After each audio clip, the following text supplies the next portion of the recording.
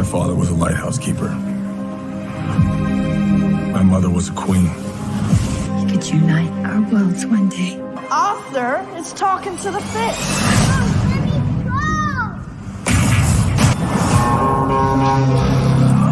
They made me what I am. Permission to come aboard? Your half-brother, King Orm, is about to declare war upon the surface world. Welcome home. My brother has come from the surface to challenge me for the throne. I call it an ass whooping. I'm no leader. I came because I have no choice. I came to save my home and the people that I love. That was awesome. The war is coming to the surface, and I'm bringing the wrath of the seven seas with me. Atlantis has always had a king. Now I need something more. But what could be greater than a king? A hero.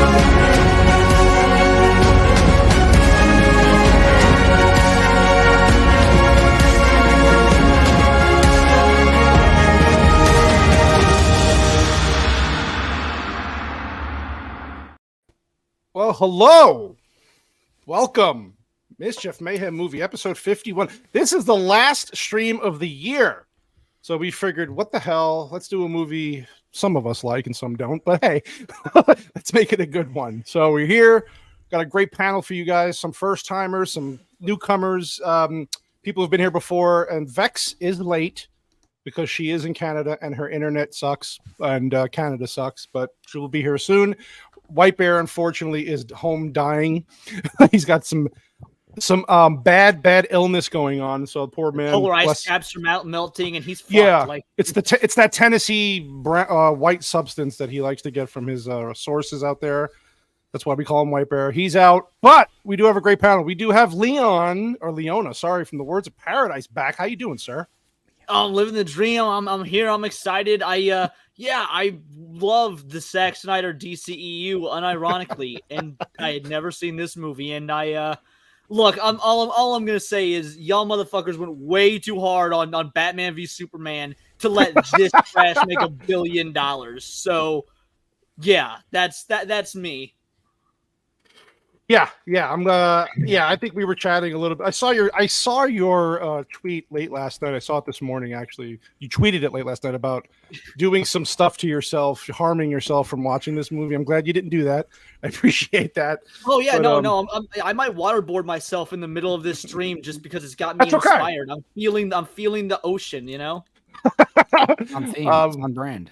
Yeah, thank you for coming back. And then we have a newcomer to the first time, Mr. Matt Cat himself from Geek What. Thank you, sir. What's up, nerds? How are you? I'm good. I thought we were coming together to celebrate this cinematic masterpiece, and it seems that most of you are going to choose violence. So yes, we are. I'm a little sad about that, but I love this movie. It is so good. But I love Aquaman. Aquaman's my favorite DC character, so okay. I feel like it's a little bit of a bias. Like Aquaman 2, I already love it, and I haven't even seen it yet, so it's fine. But yeah, Aquaman's my favorite. So I watched this movie like 4 times since I said I would be on the stream. So Matt, has anyone told you look like both Wolverine and Sabretooth? No. You do. It's great. Yeah, I do have some Wolverine cosplay, so maybe if I am ever on a stream like that, I'll have to wear it. That's awesome. That's awesome. Well, welcome to the show, sir. Well, thank you for having me.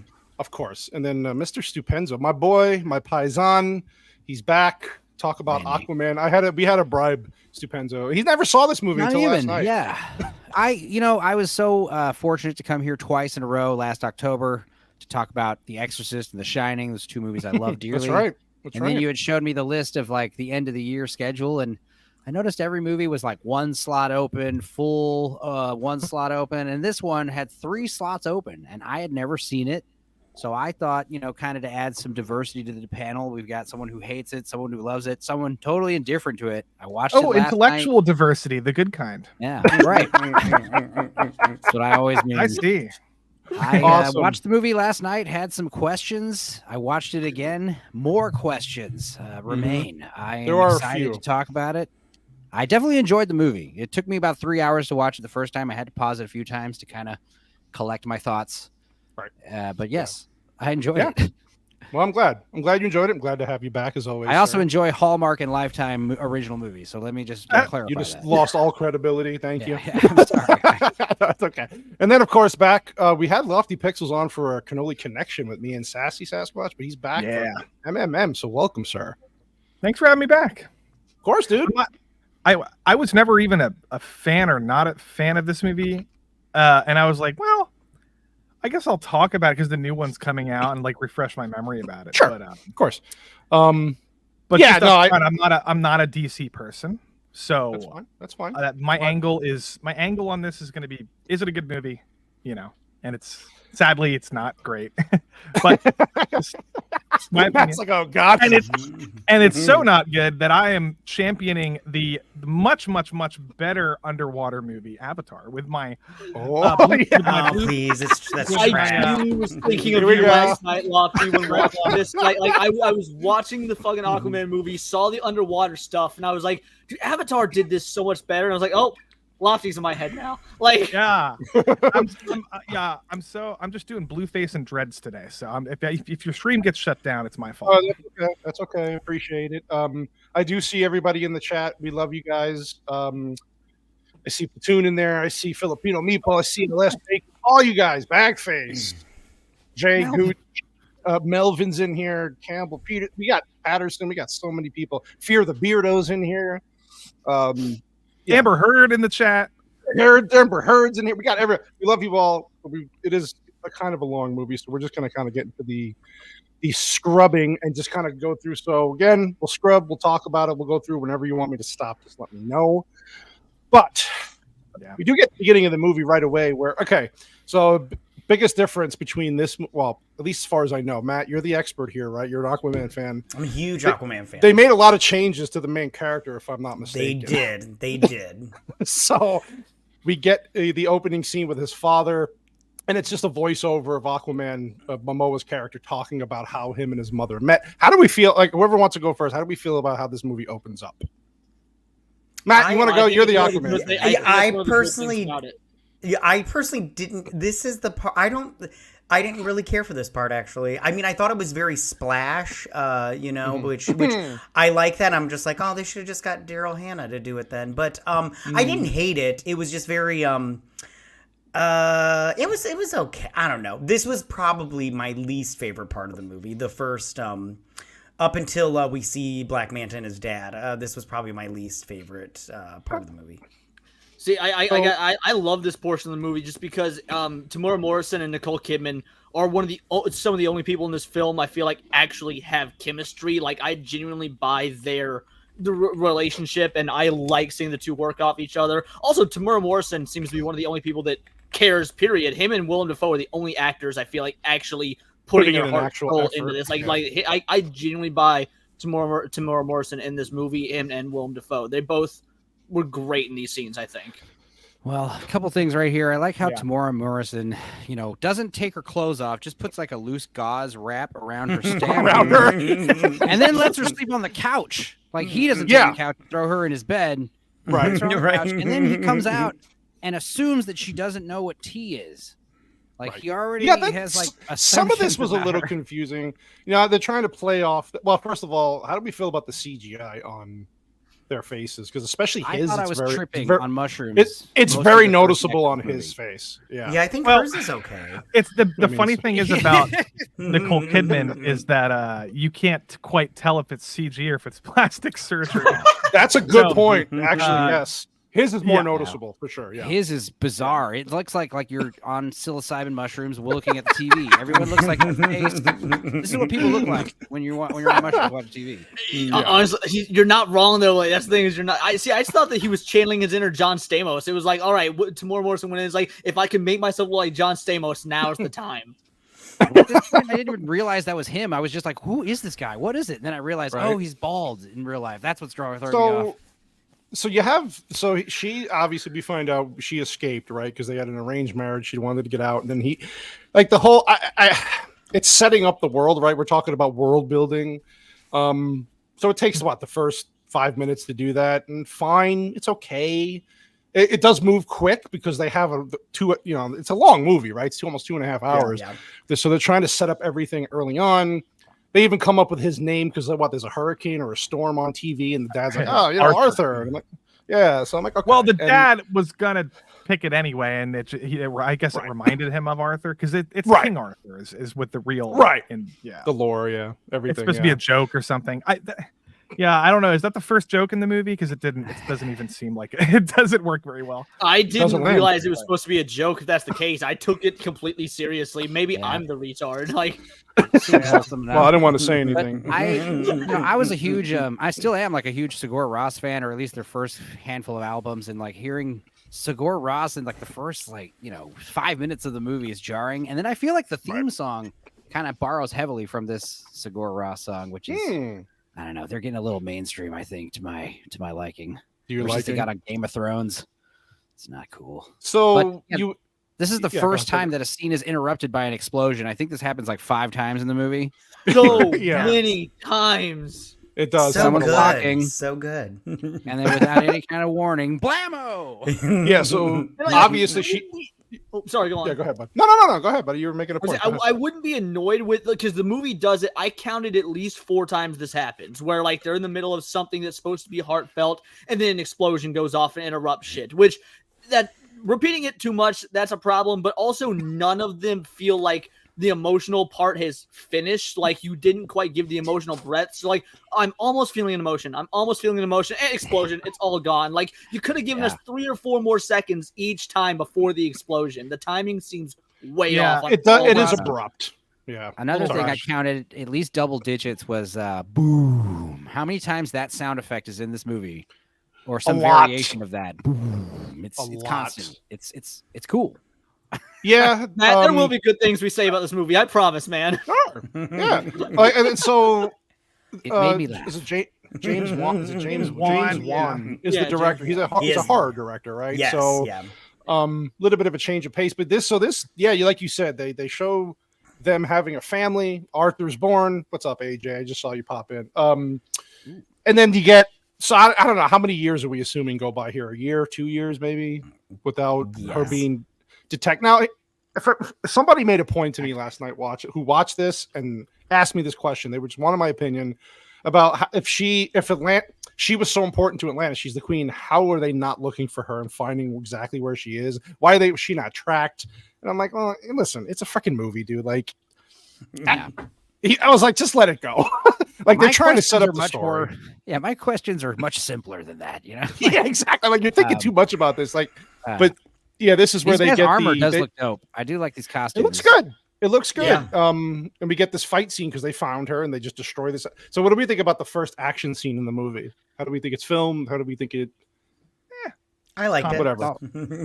It's one of course, many Matt, you liked it. 360 spin action shoots. There's a guy beating someone up, and the camera spins around the room. It does that. Also, I think 4 or 5 times in this movie.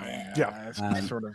I think this action scene's real for from in my memory. Like I was like, oh right, I guess the first action scene isn't the one with Aquaman on the sub. This happens first. Like I completely forgot there's an action scene here. To be honest, it was that non-memorable. It's just like a 10-second thing. It's not really. Yeah, it's all. It's not like I can't criticize it for what it is. It's just it's a 10-second. Her defending her family. It's a Yeah, I do like how she throws the trident and stabs that dude up against the wall, and he's like trying to hide his face, but he's like can look over his shoulder. And I'm like, he totally sees that dead dude behind you. You're not even trying to stop him from seeing a dead body right now. Also, I like how when she gets when they get stabbed, like all the liquid, all the salt water spills out everywhere. And it's just like, I need that to live. So yeah, this is where she Very, realizes that she has to go. Yeah. I do like the line in here where she says, "In the sea, we don't have tears because the water washes it away or whatnot." And I liked that. This movie is not without glimmers of good writing. It has good moments. There is a good movie. There is a good movie somewhere in here. Again, I just.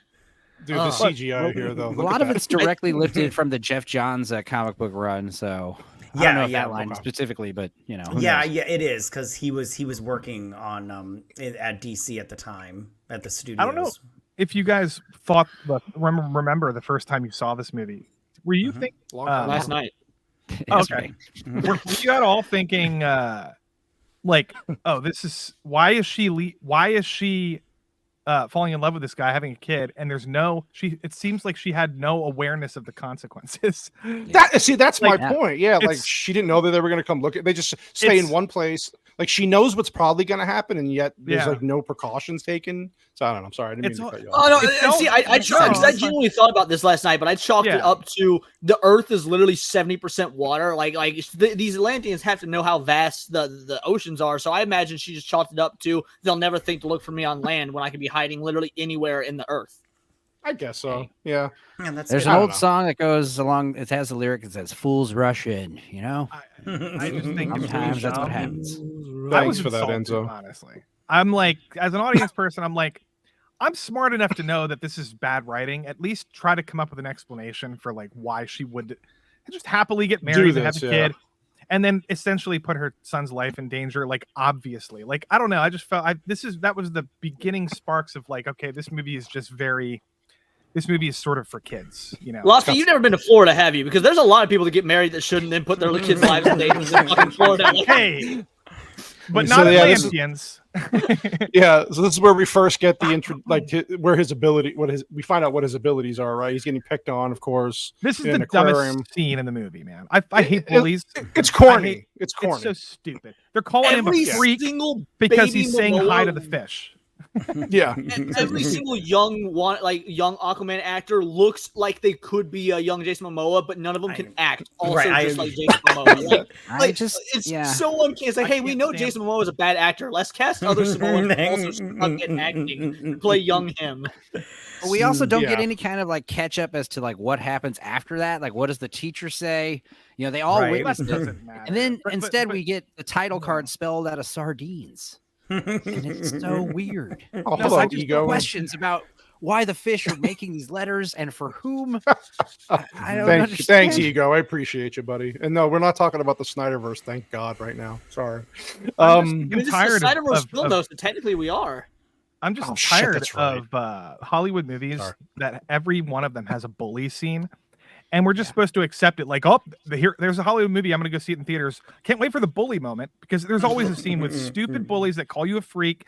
And it's literally the most cliche trope ever in Hollywood history, probably. Well, I'm tired of it. Like, why is it in this? Because I could be wrong. Because Matt, Aquaman, I think, is a great character. I've only read some select Aquaman stories. Like I read when he got the White Lantern ring, for example. That was awesome. When he raised an ocean from the desert. Like I've read some Aquaman stories, but I don't follow him real well. That was not, to my knowledge, part of his character arc. Like Spider-Man, the bully stuff is intrinsic. Yeah, that's to his true. character. Yeah, it's not. I don't think Aquaman, it is. Yeah, it's doesn't not. matter. Yeah. I mean, if it is, I didn't see it either. But I mean, I've read a lot of Aquaman, and I don't remember that happening. No. They just wanted a scene with showing how he, as a kid, had control of at least some of his powers. His dad's a lighthouse keeper. You could have had him like fucking fishing or something. Exactly.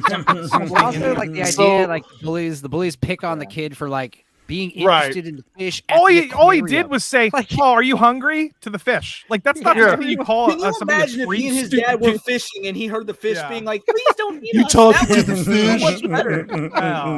Anyway, it's not that important. Yeah. So this is where we get the villains. Now, okay, this is my first major problem with this movie. Now, every villain, has their arc, right? Why they became the villain. Like, this makes no sense because they're pirates. Their whole job is they're murdering people. Pirates. They're hijacking and murdering people. And then they try to have this sentimental moment in between where they just murdered a bunch of people, right?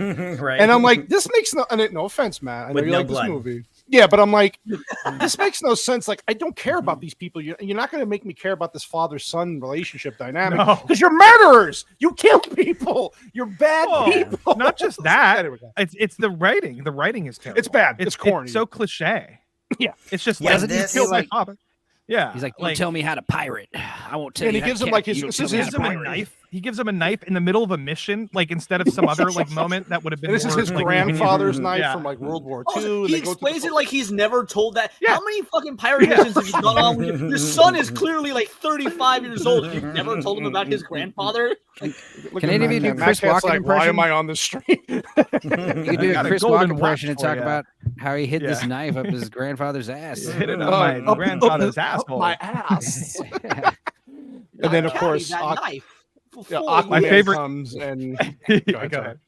No, I was gonna do that. I was gonna do the Annie Hall one where he's like, sometimes I'm driving on the highway and I think about turning my car into oncoming traffic. And then Woody That's Allen's good. just like, what the fuck? Oh god. Anyway. Yeah, so Aquaman crashes into the sub and crashes down, and for all the females, you get a little show. So It's very Not impressive. just the women. Hello. Let's stop that. I'm sorry. That is true. That is true. I'm sorry. Stop You're right. You're right. discriminating. Okay, don't Let's be a bigot. stop. I forgot it's 2020. I am a big fan of Jason Momoa. Thank you You very like much. Momoa?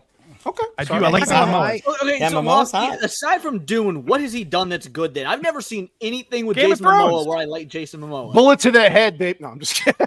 Game of Game of Thrones, Thrones. Dune. Fast and the Furious. Oh, I forgot he was in Game of Yeah. Thrones. Yeah, that's right. Yeah. I want him to get fat and bald quickly and like hit the curb. Like he doesn't. He's need, getting like, he fat, doesn't need right? to be. Yeah, he should. Like let him live his life. You know what I mean? But Dude, he was I'm fat glad in that- Dune. Did anyone else the double chin going on in Dune? Like straight up? Well, Fast and the Furious too. Wasn't he like ballooned up a little bit? I've I mean, only a ever little seen bit. 2 Fast and the Furious films, so. This fight scene is pretty just sort of generic, but it's It's a fine. It is typical what it fight is. scene. Well, He's more powerful. Random first person shots of first person gun for some shooter for some reason. So he does that thing where like he drops in and he goes, "Permission to come aboard," and like it could just be me, but unless you're Spider-Man or Deadpool, superheroes doing one-liners to nobody doesn't make fucking sense. Like Spider-Man and Deadpool, they would do that because they amuse themselves. Sure. But what the hell is that? Permission to don't come know. aboard when there's no one around. That's just for the audience. Well, And he gets in a also, fight like, with the Black Manta here. Go ahead. Go ahead. My bad. somehow the bad guy's like standing in front of him. How he did that, I don't know. It's just fun. I don't know. Silly. Yeah, it's just I don't know, man. Also, is it safe to just be firing your machine gun all willy nilly? No. With nuclear weapons? No. And then he probably not. shoots this grenade in a missile fucking chamber. Yeah. And they Like wonder an why Aquaman left him there to die. I mean, it's like so obvious. And and he tries to shoot him again. He gets up and he hits him with a fucking in the head with a missile, doesn't he, or something? Yeah. Boom.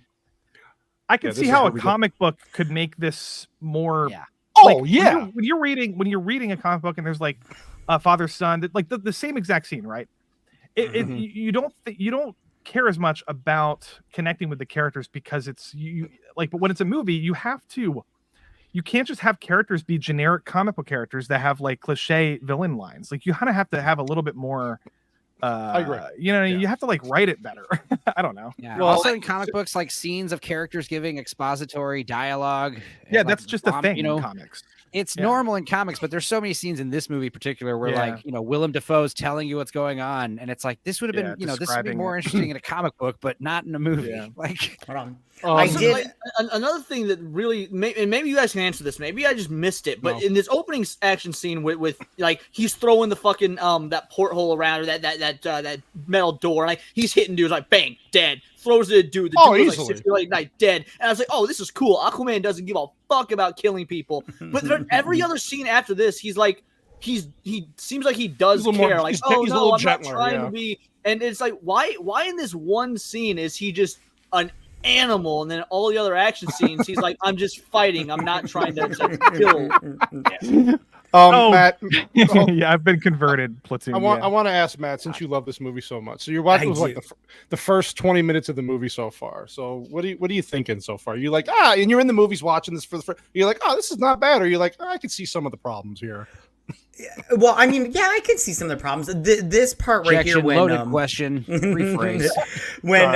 when he starts talking to Black Manta and his dad, or Big Dick McGee and his dad, and they start. He tells him that he says something like this is your son, you should be ashamed or whatever. This is the part of the movie that I really started to like it a lot. Because that first part I was like, I don't really care and everything, but now and then that line, you had it up before, but it's gone. It's okay, you don't have to go back to it, but it said let the sea judge you, or you killed innocent people. Let the sea you judge asked you. the sea for forgiveness. Yeah, I thought that was a good line. I liked that a lot too. So I wish we had this Aquaman throughout more. Because like when he says shit like when he just goes full animal on these bad guys, then says stuff like that, I was like, oh, maybe I judged this movie too harshly before, like because I've tried to watch it, but we don't keep that consistent Aquaman. I was like, damn, that would have been more interesting for a superhero film. Right. Yeah. You too, Gord. Shame on you for bringing your son pirating with you. You should take your son fishing or chugging large amounts of beer at a bar. Did he kill himself because he didn't want to drown? Is that what happened? Basically, yeah. Like Miles Dyson himself. And then he like the whole villain plot just disappears. The plot with the villain, the stuff with the villain comes in at the most inopportune times. It just doesn't fit. Right, that's what it is. No, it was like they knew they wanted to save Black Manta for the sequel, but also Black Manta is the only villain anyone knows about from Aquaman, so they had to use him sparingly. Like, but also this is Orpheus, right? This is Morpheus from the other one. Who? Morpheus from the Resurrections. Is that who this is? This actor, Black Manta? Oh, the actor. I was like, he played new Morpheus. I didn't remember his face. I don't know. I don't remember much from that movie. Yeah. Maybe. I'll buy breakfast. It seems like ages ago when Resurrections came out. I think you're right. Yeah, this is where his dad realizes that he's like, you're doing it, man. You're doing the thing, and he's like, no, he's trying to play it off because he doesn't want to be a hero. But the scene was okay. The father-son bonding thing, But then what's really weird, you have this nice moment, and then you got this stupid comedy bit they try to throw in where he's like, oh, yeah, you want to take you think they're going to fight. And he's like, oh, take a picture. And then they have like this weird montage of music. This really weird attitude. I actually like this scene. And the reason is because I think it adds to his character in that while he is the stoic, angry sort of guy that we saw in that first scene, there's a part of him that lowers his inhibitions when he's and I like it just so inconsistent. Yeah, also, that's what it is. Believe it or not, wouldn't be the first time, there's like a group of gay bikers somewhere, like with pink big fans of Jason Momoa. It's true. Okay. Why is it got to be gay bikers, man? Come on. I mean, messed up. So this is where we first meet. How you would take this dude and make him a bad actor is beyond, because he's great in everything I've seen him in, and in this, it's like he doesn't give a shit. I like Patrick Wilson. Who said somebody in the chat said he should have been Aquaman because he fits? I said that. I was thinking that yesterday watching this, especially later. It was more like I was thinking like Jason Momoa should have been the villain. He's got this villainous face, and then the very next scene, we'll get to it later, but yeah, dude, this guy Wilson, he's all buffed up and he's blonde and he looks good. I mean, it's like, yeah, why not him as Aquaman? Bro, we got fucking Ivan Drago in this movie. I mean, come on, he's a fish now. He looks a little ridiculous. This It's 'cause is from the comics. I was going to ask you about that because I didn't know anything about the comics. I wanted to know like what did they do? The visuals of the statues and everything, and this whole scene that this takes place in is from in the the comic book. Yeah, it's very cool. Oh, but Yeah, isn't so like he's trying. sorry, Dolph Lundgren's character and Mira, they're like, I know they're like husband and wife in some universe. Father and right? Holy shit, that is Dolph Lundgren. I didn't notice. Yeah, it's Dolph Lundgren. The Leprechaun He's got cosplay. red I didn't realize that. If he dies, he dies. Yeah, and it looks so funny because like all of his limbs look like they're like floating separately, you know? Yeah, the CG, the underwater. But yeah, this is where they're gathering. He's trying to gather all these kingdoms because he wants to go to war with the surface world and become Dolph the ocean Lundgren's master. the ocean master, and of course, like how perfect timing this. So the submarine that attacks them is the one that the pirates. Yeah. No. Yeah, is that the one that the pirates took over? Yeah, right? I think so. Yeah, That's what they were 'Cause he being mentions paid that to later. find out. Yeah. I gotcha. It's like the idea is like it's like a false flag operation, but again, it's the second time that a dialogue discussion is interrupted suddenly by a large by an explosion. And it will not be the last time. Yeah, and we're only like what 15 minutes into the movie or something, you know? yeah, and I liked this. I liked his dismount off of his big His can't seahorse. Yes, Submarine. It's pretty baller. Yeah, when he takes out that submarine and then he dismounts from his big crocodile, and then he's all like, and then the crocodile's like, oh shit, he jumped off, and he comes back and everything. So Yeah. I liked that. I know that Vex and people are going to be supposed to be gushing all over Momoa, but as a hetero man, I definitely found myself like eyeing Patrick Wilson. Like he looks awesome. He's great. He's very intimidating. He should have been Aquaman. I thought he looked good. Cage. I don't know, like Henry Cavill and Ben Affleck both look better than fucking Jason Momoa. I don't understand women's attraction. I agree with you there. I do agree with you there. He's a bad boy. Like I was about to say, it's the whole persona. He's naughty. Jason Momoa, he just seems like he wants to be Roman Reigns so bad. Well, here we get the famous Amber. Now it's a shame because Amber Heard's not a bad-looking woman. No, she's hot. She was looking great in this movie. Minus. Listen, it's always the crazies that are the best in bed, but she's still hot. Like you get like. She's got the nice boobs and everything, and she's got. So, do we face. like her look better here or in Zack Snyder's Justice League cut? There's a controversy. The Snyder cut. I do not like her look here. I'm gonna be honest. And they changed her accent. See, I like her here just because it's more comic book accurate. But that's. Do we like her more with the British accent though? Because they changed her accent. No. Is that what she was doing? Yeah. I think her hair looks a little too Raver Girl in this color. It's a little too, wait. Listen, AJ, you're the one who's all into Hit Girl and shit. And you're calling me gay. Relax, buddy. Relax. I'm just kidding. I love you. I took your side on Gaston earlier, AJ. What the fuck? Yeah, man? yeah, I heard that. I remember. Yeah, that's kind of how a lot of people feel about this movie. Is that some have liked it, and they're just like, all right, one and done. I'm good. But yeah, this is where she's trying to basically talk Momoa into taking over his birthright and blah blah blah. And he, typically he's not having it. He's like, fuck this. I don't need this. Right on. I don't care about what's going to happen. And then she's like, oh, they're going to kill everybody. I don't care. I'm too cool for school, baby. And then he's pissed because he thinks that they killed his mother, right? Because he just disappeared, and that's the rumor that Hey, what's up, Roman? A bunch of weirdos. We are weirdos. And R2, thank you. That's what Willem Dafoe told him though, is they killed his mom. So it's not even that she's missing. Like everyone, even Willem Dafoe's character thinks she's flat out fucking dead. That's one thing I do like about this movie. Not only is one parent alive, both superhero parents that's so rare in a superhero movie. I like seeing like the relationship between him and his parents, and them not having to fucking die to force that. And then it becomes The Abyss all of a sudden. Well, James Cameron directed this movie. The Abyss is a good movie. I was going to say the one thing about that scene annoys me a little bit. Sure. I don't know. Is this in the comics? Maybe it is. But the whole like lost trident, and then Aquaman thinks it's a myth, and it's just like, how many times has that been done? A million times. Just like, oh, that's just a myth. It's not real. And then it turns out to be real. Like it's actually real. Only every Indiana Jones movie for one. I know, but I just can't get like, I can't fake my like a mystery. Like, I wonder if it's real or not. Like, you know what I mean? I don't know. It's just, I'm sort of bored of that. That's just a legend. This technology they use to have the water is like basically a fucking hologram was pretty wild. Oh yeah, And, I liked it. That was pretty cool. Pretty I know. I thought that was pretty cool. I like when they pay him, they drop like a loose bag of coins just on top of his Yeah. submarine. Like, God damn it, dude. keep your money. I want the Aquaman. Yeah. So this is where they're going to teach the surface world a lesson in tidal wave, right?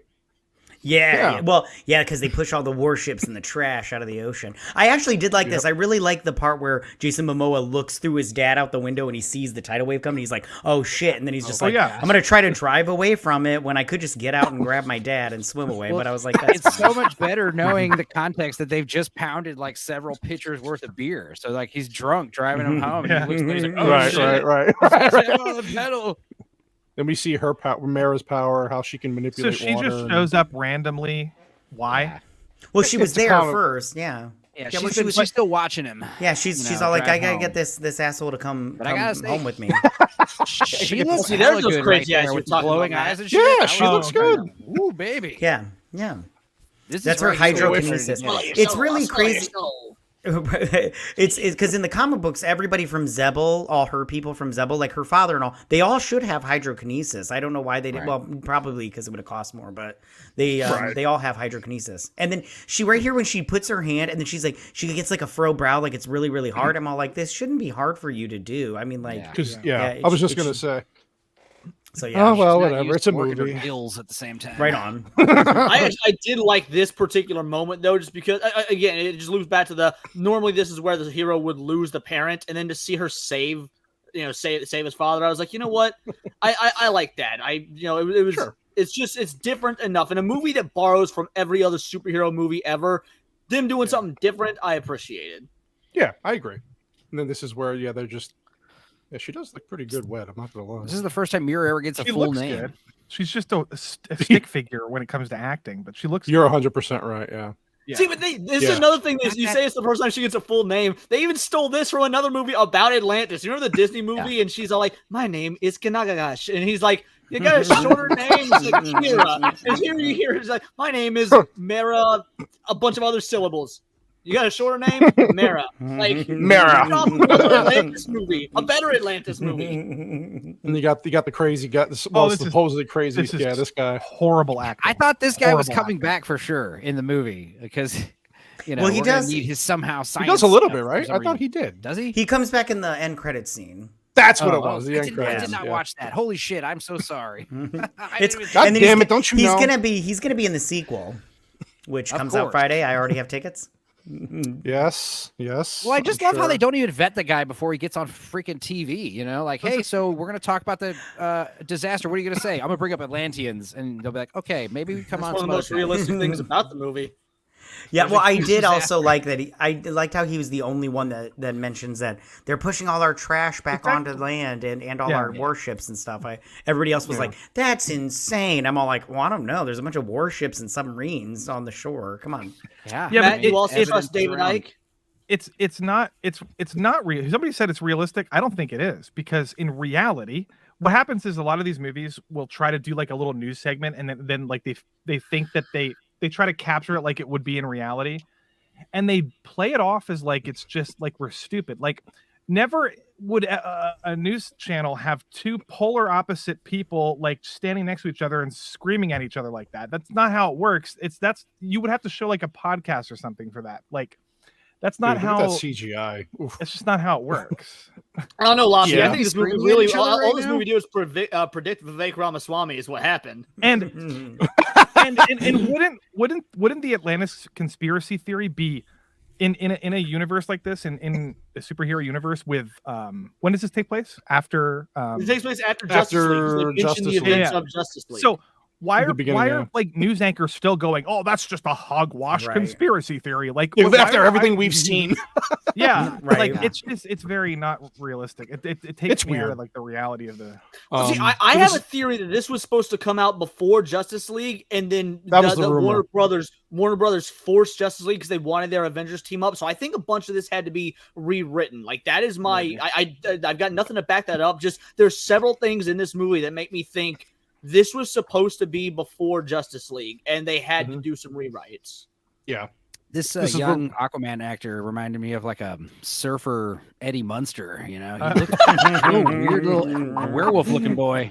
Yeah, I was going to say this is where we find out he's getting trained. He's getting training from Willem Dafoe, and there we go. Oh, also you can smell people underwater. That was fun. Oh yeah. Underwater. You got to have the laughs, man. Giggle. Yeah, I don't know if you got it, but there's when they're pulling away, you can totally see Annabelle in the garbage. Oh right. By those. Oh, that's right. Can you really? Oh, that's a pretty cool little. That was pretty cool. Wan. Yeah. This part was okay with her going through. Oh yeah, they go into Atlantis. This is where I like the score. Yeah, All the music, stuff I liked. Yeah, I don't know about you, but I do feel like they did a good job with world building in this movie. I really liked it a lot. Though that's just me. But I love this scene when they're going through and they're like, this is the only way in, and you can't go over because there's the hydro cannons, and I have diplomatic immunity. I thought that was really, really nice when I first watched diplomatic immunity. I actually got a laugh out of when she says something along the line. He's like, she says something. Or Aquaman says something, and she responds with like, "It has to go through customs," or like, "Oh, border patrol," or something like that. I was like, it got a laugh out of me, and I was like, it genuinely made me feel like, "Oh yeah, this isn't just some crumbling ancient society. After this that, is a thriving community." Yeah, immediately after that, though, I laughed because it's like he's like, "Well, how do people sneak in?" It's like they can't get past the guards, and then we see like sharks with like armor. And it's like even if they get past the guards, they can't get past the hydro cannons. So you got to realize this movie takes place in the same universe as Suicide Squad. Like, the problem is we got big cannons. The fact that they say hydro cannons makes me think they're less dangerous than regular cannons. You know what I mean? Underwater. I don't know, dude. I put my hand in front of a pressure washer once and it cut that bitch open. Bubbles at you. The problem about the world building in this movie is like it's not that it's like whenever they show it, it's terrible. Like it looks pretty. But number one, there's a couple problems. It's always dark and lit. Well, obviously because they're underwater, but it's just like okay, there's luminescent things all over the place. There's way too much on screen. I can't really tell what's happening. What's going on? And they only show this stuff for like 30 seconds at a time. So it's like when you compare it to something like Avatar, right? That's almost like 2 hours of the movie is spent world building. That's why I think personally there's nothing is even approaching James Cameron levels of world building in this movie. It's literally just here's 30 seconds of very talented VFX artists doing something. Basically, if you keep saying that word, you're going to summon our movies too. World building. No. Say it 3 times real fast. But it looks pretty. No, I mean, it looks. Yeah, it does look good. I like the. It's the introduction. The score is really good at this point. Yeah, and then you're right. It just kind of disappears, and then they obviously it just goes away, and then they have this like very very tiny conversation underwater, and then I don't know. Air pockets, so we can save on special effects, and also so highborn people can have secret conversations because the highborn people can breathe air also. Right now, this is where he tells him about his father, the trident, right? The trident, but he has his mom's trident at this point, right? So they're just going through this whole thing here, and woman's trident is far a lot of politicking far here. less than a man's trident. It's just far less. Willem Dafoe is just right here, basically being kind of cucked by the script. Like he really doesn't. He can't. Anybody could have done this. Anybody could have done this character. You can tell he's literally again him and Tamora Morrison genuinely tried to do something with this script because I see Willem Dafoe trying to work with something here, which is why I actually like his performance in this movie. But he has no personality, and the script is just exposition, like almost 90% of the script. And I feel like you have those little square bubbles that are narration. I feel like they just put those to a character. And he just espouts all those lines that would normally be in a comic book. But again, this is like the second huge expository diatribe from Willem Dafoe, and this is the third time that a scene is interrupted by explosion. So I'm again. Boom. Yeah, sorry, go ahead. Go ahead. No, I was just going to talk about this. Go ahead. No, you go. Yeah, go ahead. No. Go ahead. I was walking going to through, say, Matt. when they're talking about this past of King Atlan. And they talk about the trident and being made and everything, and they talk about they have a great power. when I was watching this, I don't know if any of you got this same thought. My thought was the great power was the mother box from the Justice League movie, that Atlantis is the only one that actually used theirs, therefore to use it to get higher technology. The Amazons, they just tucked theirs away in a vault, and the humans buried theirs, but they used theirs to build up their civilization, and then they obviously, went too far, and now they're, sea creatures and shit. But sea creatures. Yeah. What is that power? I think I think it's the mother box. They just used it and then they messed up and because they destroyed their world. Yeah, destroyed Atlantis. Man, I've been listening to Super Fast Jellyfish by the Gorillas on repeat all day, and I think I watched this movie last night, and it got me in the mood. Like you're ready to go at that point. I mean, so they basically show you how the old city fell and then how everything kind of rebuilt and they advanced at that point. I have like the biggest question though about the world building of this part, because it's like the Atlantis sinks and then they learn to breathe water. How did that happen? Is it technology? Futurama explains that. In Futurama, it happens off the coast of Atlanta. So Atlantis is actually Atlanta. Like the Coca-Cola factory with all the caffeine expedited the evolution. So Futurama, you have to watch the Futurama spinoff to understand the context. Is that what happened in Waterworld too with Kevin Costner? That sounds legit. Yeah, he gets gills. He gets gills. He gets gills in his ears. Yeah. Behind his ears. Yeah, it's good. Yeah. It's good. Mutation. I love that movie too. They find out where they are. There's a little fight going on, and then there's some cool, like the red, the guys who are dressed up in the red armor come out with their little sword. The Merc, they're like upgrades because they wear red. I was just reading about the comic. It just said that in the comics, Atlan intentionally sunk Atlantis. He did. It's totally. Ooh. So and then he comes back, and it's like a whole. That's its own story arc right there. That sounds interesting. That's pretty cool. Maybe they'll explore that in the second movie. I'm not quite sure. But yeah. Apparently, no You're one's really see expecting continuity between these films, man. I know you like this movie, and I have hope. That's all right. We still love you, Matt. Now he gets kidnapped and Momoa chained up and helpless. There you go. Flex those pecs. And for the men, not just the ladies. I was told. It's for even both. Straight dudes are like, dude's looking jacked. He is. He looks. He looks good for like a 40-year-old. Yeah, pretty good. Yeah. I hate this crown on Orm. Yeah, it's so. I was. Patrick Wilson. At this part of the movie, I was still in Patrick Wilson looks goofy. It's only later where he's like walking around in some part where he's not computer animated. I'm like, dude, he should. Yeah, that's where I started getting the Aquaman vibes from this guy later. But of course, him and I don't like this throne room either. I think it's very ugly. Let's kiss now. No, I'm just kidding. Yeah, it's very, very close.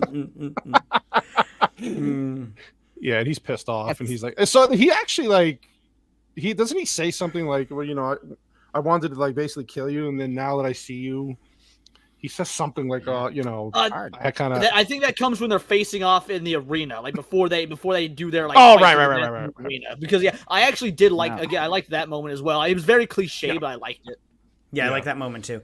He says, I'm conflicted. That's all he says. He's like, hey, I got to admit, I'm conflicted. That's what it was. Yeah.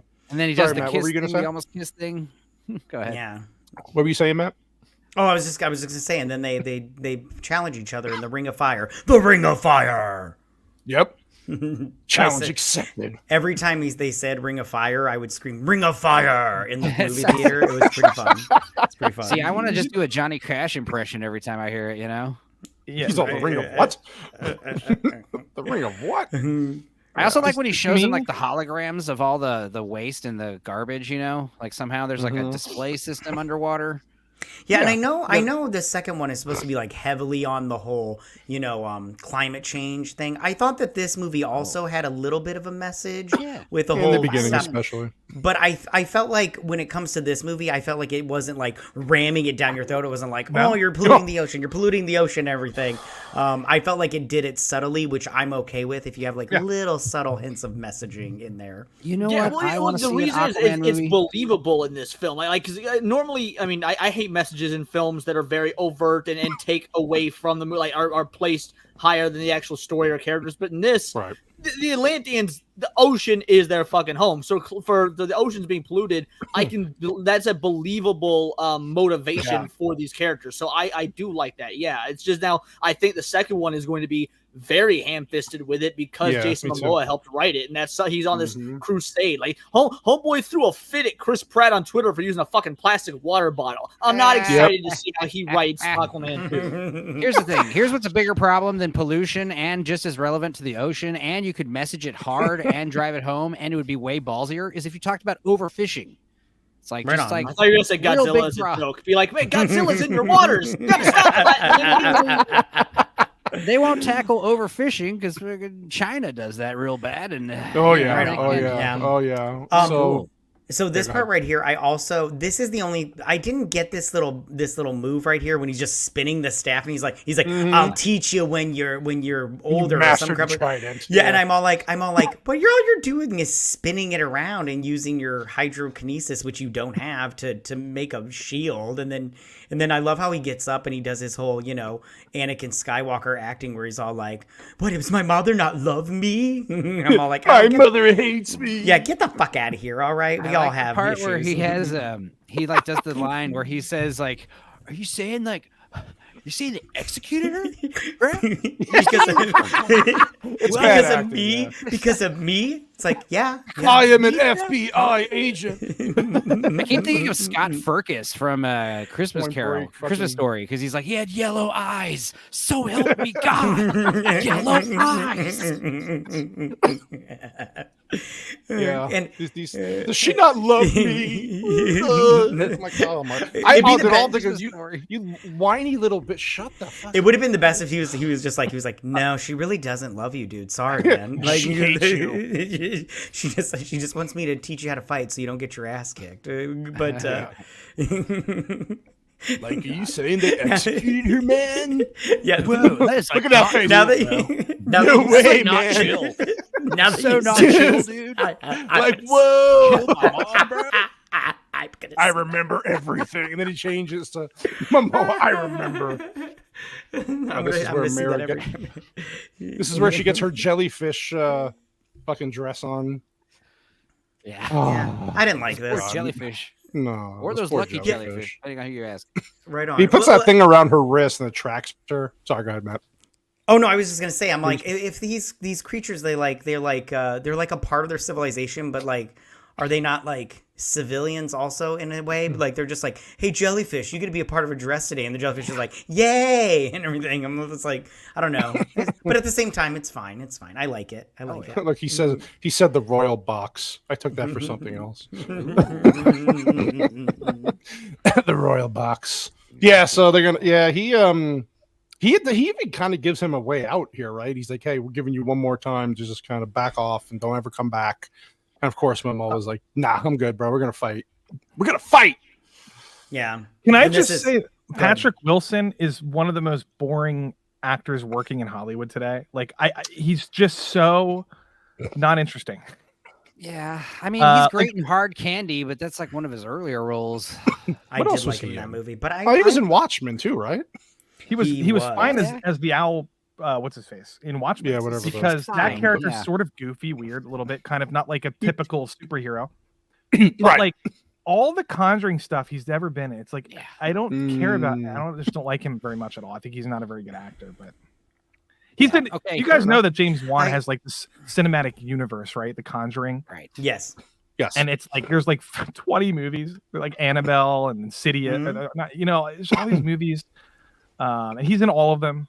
I'm just tired of him. I'm sick of it. I'm sort of also butthurt. I'm sick of this guy. I look at this. I'm really butthurt because I'm tired of James Wan hijacking like the box office for all these horror movies. It's kind of annoying. And when like good horror movies don't get, people just don't. People are like, I don't know, brainwashed. I could go on this whole spiel. I won't. But like the modern horror is kind of bothering me right now. People are. James Wan, I just fucking hate that guy. I'm sorry. I'll stop.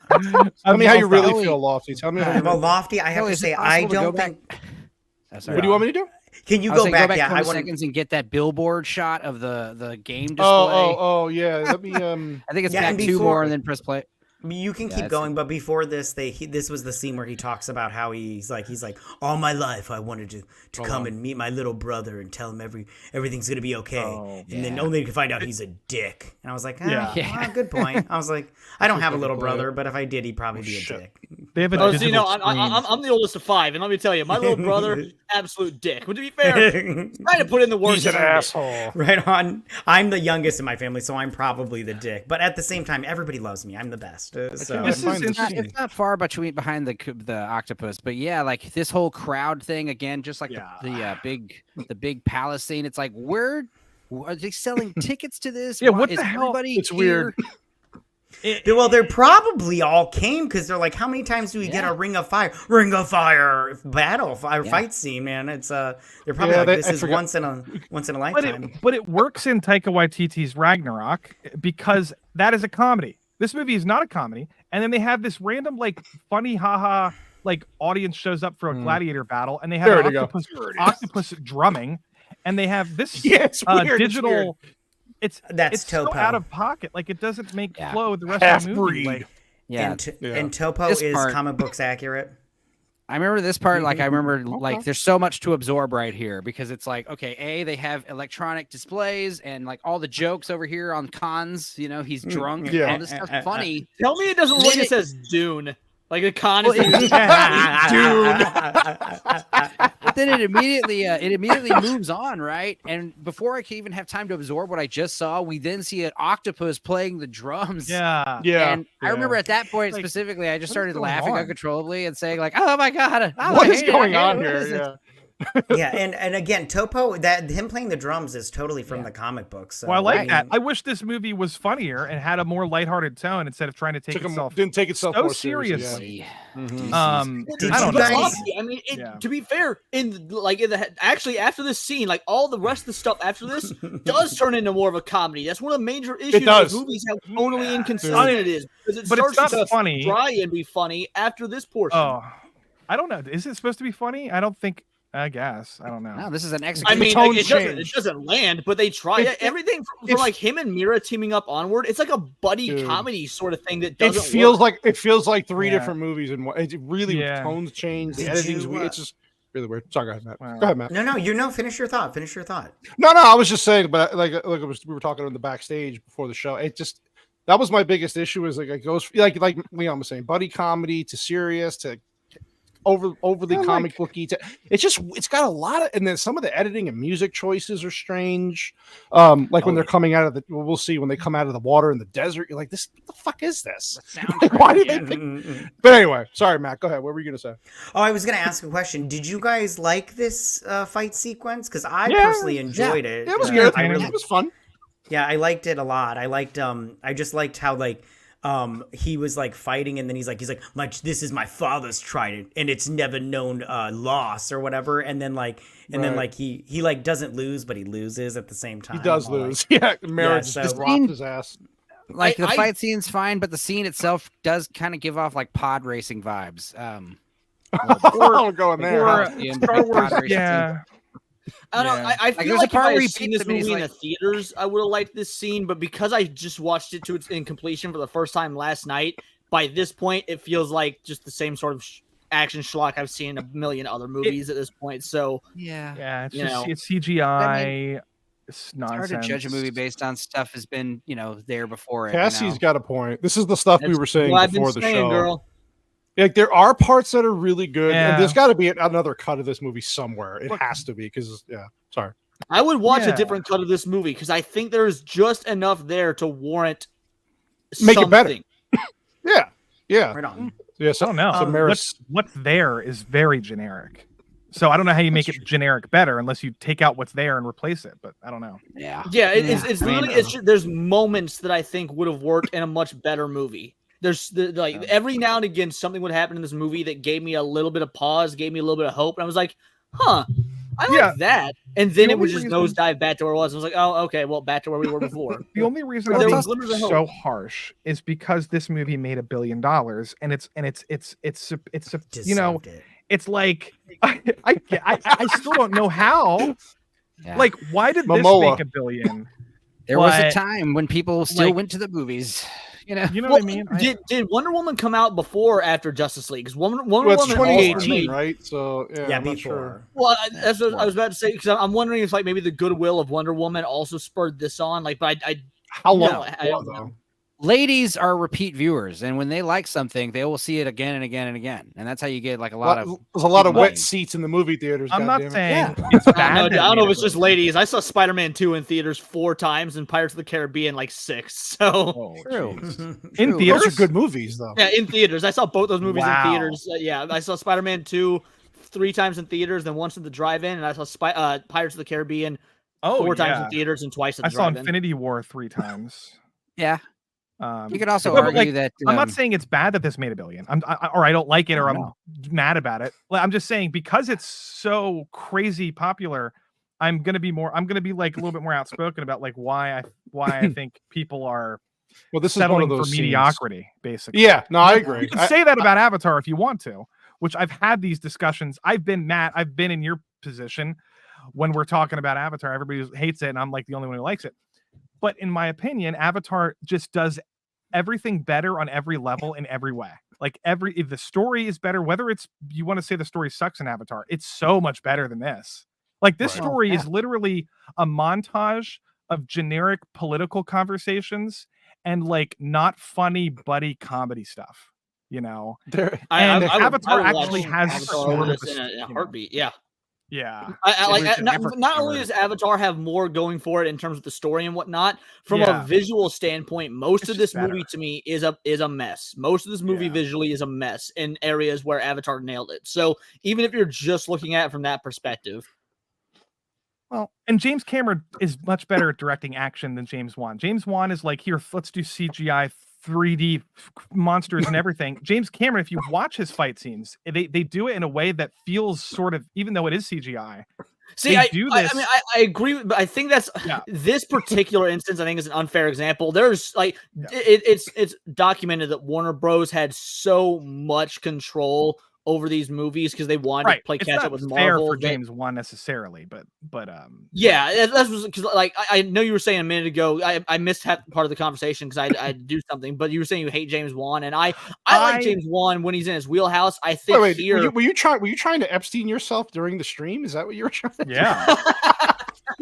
Jesus, no. It can't be that bad. I don't hate James Wan as a director. I think he's a slightly above average horror director.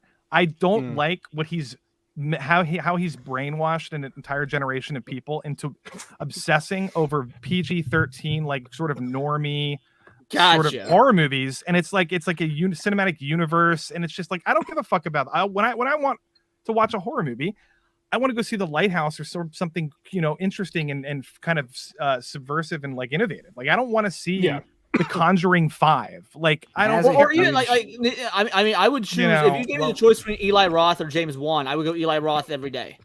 Ew. Yeah, I mean, as a huge horror fan, James Wan is like fast food.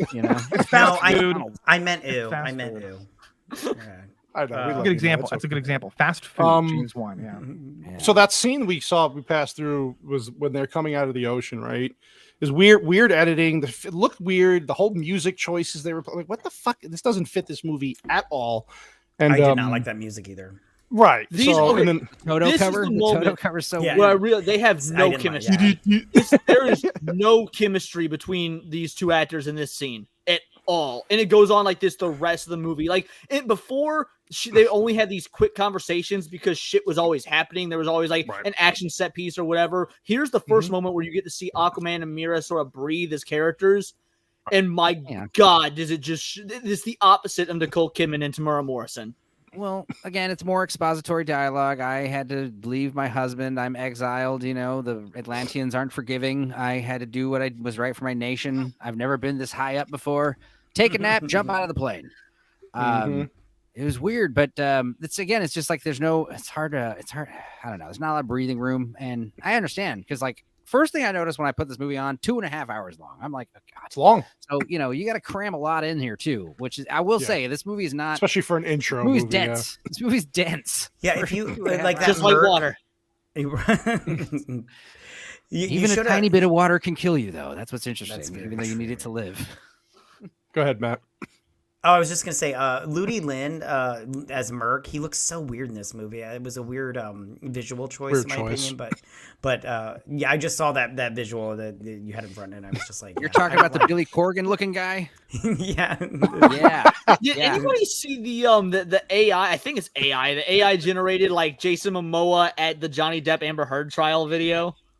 Very weird. No. It was funny. Yeah, it is. Go look that up. If you've not seen it, give it a watch. It's fucking. It's the only good thing that could to come out of this movie, in my opinion. I shouldn't say that. There are aspects I like, but still. So they have to travel to the Sahara because that's like where the old and they jump out of a plane. The deserter. The pilot doesn't really. This is when it becomes a comedy. Like she dives out, and he's all like redheads.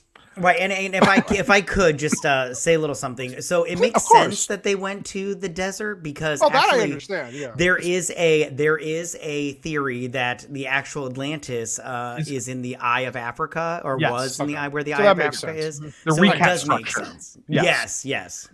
Yeah. So we're like halfway through the movie, and guess what? The villain comes back out of nowhere.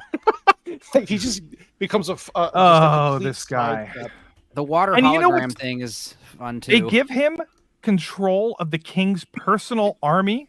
Why? Right. This random mercenary guy? Like, why? Could someone explain me why? Because he can't kill Mira. Orm can't himself kill Mira because then her dad will take his army and leave. So but he can hire this guy. But why this to guy? go. That's my question. Because he wants to kill Aquaman, but so he can be like, listen, you can kill him, and I can keep the army because you're a surface dweller, and now I have a reason to go after the surface. I'm just he's cheap too. He said he'd do it for free. The guy, like, I'm not buying it. There's 8 billion people on the planet Earth, and they pick just some random pirate guy. Because it's Black Manta. Whoa! Listen, but sorry, African American Manta. Well, it's funny because he's a black dude.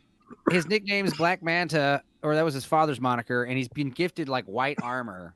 So naturally, the first thing he does is spray paint it in sticky black spray paint. You know, you'd have to get like real top of the line.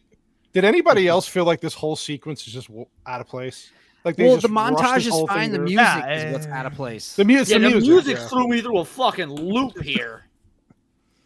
But they have to like. So he's only in this. It's a superhero movie. These kinds of scenes are in every superhero movie. No, I know. It's just weird. And then he disappears again, and he only comes back one more time at the end of the movie. Which one? I just think it's dumb. Black lives or black knives. Which one is it you want to highlight? Listen, that's Manta of color to you, man. I don't like in movies when they have some random piece of technology like a Dragon Ball radar that just tells you exactly where to go. I'm so tired. Where everything is. Okay, now Bulma invented that bitch because Bulma's intelligent. Damn it. Yeah, Bulma's awesome. Bulma on me here. Black Manta has a laser gun that runs on salt water, and there's like generals that see that in the movie, and they're like, "How the hell did they know that we have that?" Doesn't he use it once? Like, did I miss something, or does he literally only use it one time on Aquaman? It'll be for the sequel, I'm sure. But the worst example of this in the history of anything is in Ahsoka when they get away. They're going to get away. But some random, does anybody know what I'm talking about? It's just so stupid. At episode 2 or 3, when they lose track of the villains and they're like, oh, that's it, they're gone, we'll never find them. But some droid happens to stay behind for no reason at all, and they pull the droid's head off and they hack into it and they find the coordinates. And then they do it again later in Ahsoka where they throw a tracker on a ship, and it's just like, I don't want to see movies that involve tracking spaceships with like a tracker. That's so boring to me. Like, just can you come up with better storylines? I guess I just must have missed that throughout all the fast-paced action that was happening in Ahsoka. Oh no, that's so boring. Well, there's even more problems like on a base sensory level because like the score again, like they have the scene where they're walking through the desert and it's plucky like boom, boom, boom, boom. Boom, boom, boom, and then suddenly they fall into the cavern, and immediately it's like Indiana Jones music. And then they fall back onto the cliff, and now it's back to the plucky, like romance kind of comedy music. And it's just really weird. I don't know. Bad choice. So glad you said that because I thought I was the only one that got those Indiana Jones vibes. I'm like, no, that's just me reading into it because Indiana Jones is my favorite movie. Yeah, so also, they put the another thing that's funny is he shouts like, "This place is badass." I thought he said this place is vast, which is better.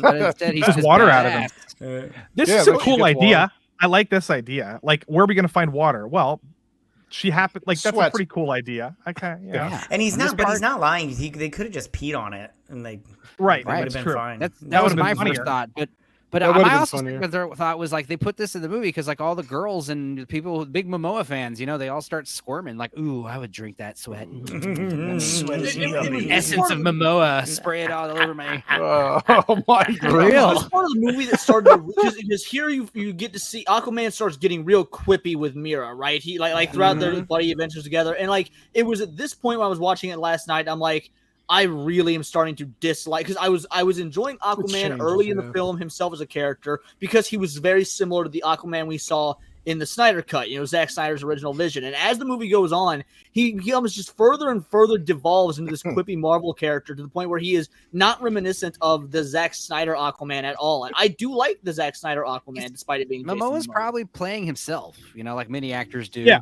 And especially when they become like characters in themselves, Right on. I do like the Alex Ross throwback to the Alex Ross armor with the king wearing that shit.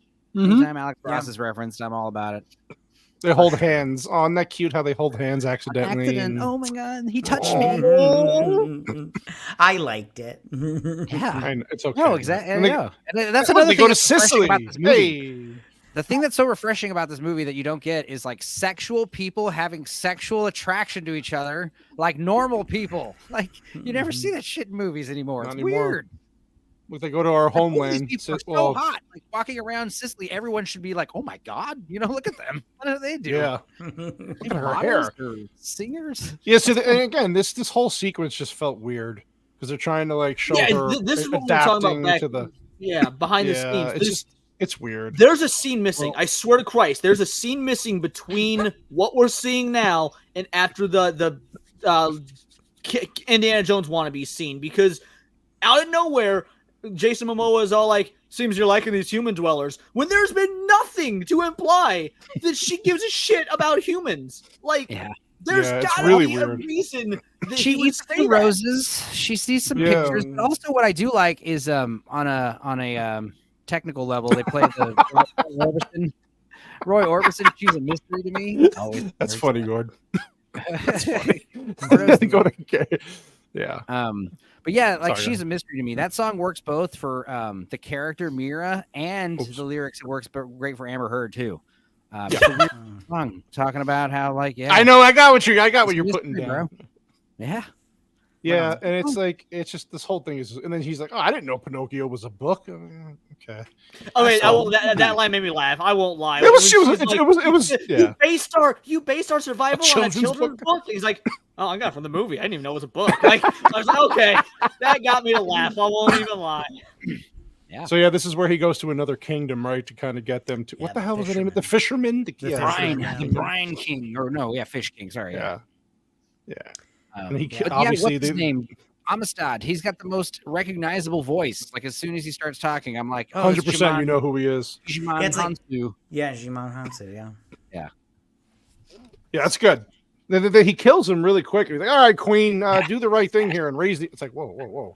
That happened really fast. Right? Let's get the plot moving. We only got 58 minutes left. Right. Yeah, that's so true. You got to get moving. Come on. That's so true. Got to be a bad guy. Also, something else that no one's brought up yet is the jarring, and not just this movie does it. A lot of movies do it, but the jarring aspect ratio switching.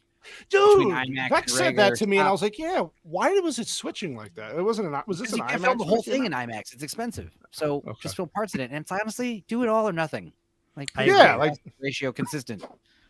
Yeah, I agree. Look, the bottle and the king to show them the point where the trident is. Isn't that adorable? They stopped when she ripping off falls. Indiana Jones to rip off of the Goonies for a moment. Like I was just gonna King Romulus. My father taught me about history, and then it's like, okay, I get it. This was another problem I had with the movie, because like Mira takes the little cylinder and uses it once and breaks it.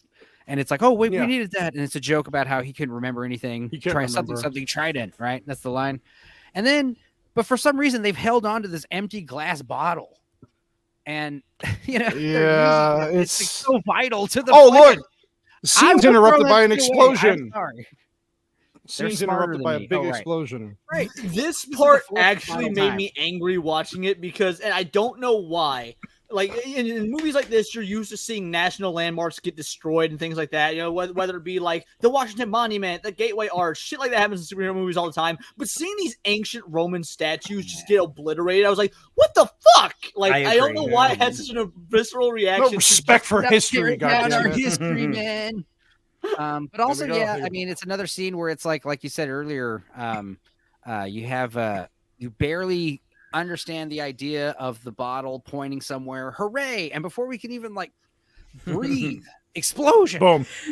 Yeah. I do have to say, I do.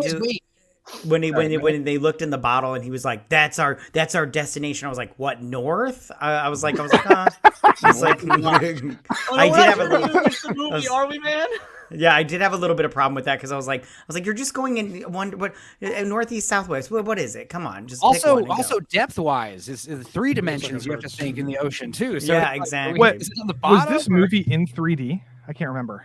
Probably. I don't remember see it in 3D. If I don't it was, think I didn't see it. It's definitely an IMAX, obviously. I just went to the bathroom quick. I wanted to say something about that glass cannon thing or whatever, magnifying glass. Sure. This is it actually just is sort of echoes what I already said about movies that do this, like what's the term that is already established for this, where it's like you find something that takes you to somewhere where you find another thing that takes you to somewhere else, and then you find that something there that points in this direction. I call that like video game storytelling. Well, look, the Rise of Skywalker did this with that stupid thing where they had to look up and point the little map thing, and then you know what I mean, like, and then they had like in the Rise of Skywalker, they had like 5 different scenes where they the like, MacGuffin, went somewhere. like they had a MacGuffin, and then they had to go get another MacGuffin. So the MacGuffin would be the item at the end, and this is the trident. No. But so you're talking about the adventure that gets to the MacGuffin. Is there a term for that? Mystery box? No. There's a term for something where you go somewhere, you have to find something, and then when you get there, it turns out that that's not where you were supposed to be. You have to go somewhere else, and then when you get to that place, you discover another trinket that points in another direction, and the whole movie is just a sequence of set pieces, essentially. But see, that was like there are movies that can do that well. National Treasure does that well, but this is a treasure hunt. That's movie. A whole genre. This movie could be a treasure hunt movie if it wasn't trying to be 5 or 6 other fucking kinds of movies. Could we like somebody explain something? Maybe I missed something here. So I got Atlantean steel, which can penetrate his body, right? But he stabs him at one point with his grandfather's knife, which is regular steel. How does it go through him? I had that same question, but then I thought, fuck it. Yeah, I gave up at that point. I'm like, all right, I'm not going to ask this. But his grandfather was tied with the Atlanteans, probably. I'll allow it. You know, there's way sillier stuff happening in this movie. Are you a dungeon master now? I'll allow it. I can count how many times I've said those same words in my sessions. Oh, my dark secret has been revealed. So what do we think about the suit, the villain suit, the fight scene here, this whole sequence that it's a long action sequence, so it was okay. Yeah, the suit looks great. I genuinely do love what the Snyder films have done with the costumes for the DC characters. Like, there's a lot of times where they do it even better than Marvel. I like what the way Superman looks, the way Batman and Wonder Woman look. I think Black Manta, Aquaman, when he finally gets like the orange chainmail and shit, like looks so good. I like the DCEU comic book costumes. And then I like this. I do like the one part here where she's running and the guy's running through the walls, chasing her like step by step. Her stunt double did a lot of cool, crazy stuff right here. This was wild. Yeah, that's a man, baby. Yeah, that's a man. I like the part where before this, when I almost said scale mail abomination, AJ, and then I didn't because I thought I was wrong. Thanks for correcting me. Damn it. But yeah, plot dagger. That's hilarious. Yeah, that is what I've heard. I was saying that the trope of the old lady or the person like not reacting to the action next to them. I think it's so much better if it's literally just like realistic, like heartfelt screaming, like "Oh my god!" That would have been. I don't know. I think instead of just sitting there. Yeah. She's like, oh well, now she's like catatonic basically. Right? Yeah, she's all like, fuck it, I didn't need that roof anyways. I died 15 years ago. Fucking. I'll show you the same mercy you showed my father. Oh, you mean after your father tried to blow me up with a right? Yeah, Right. Cool.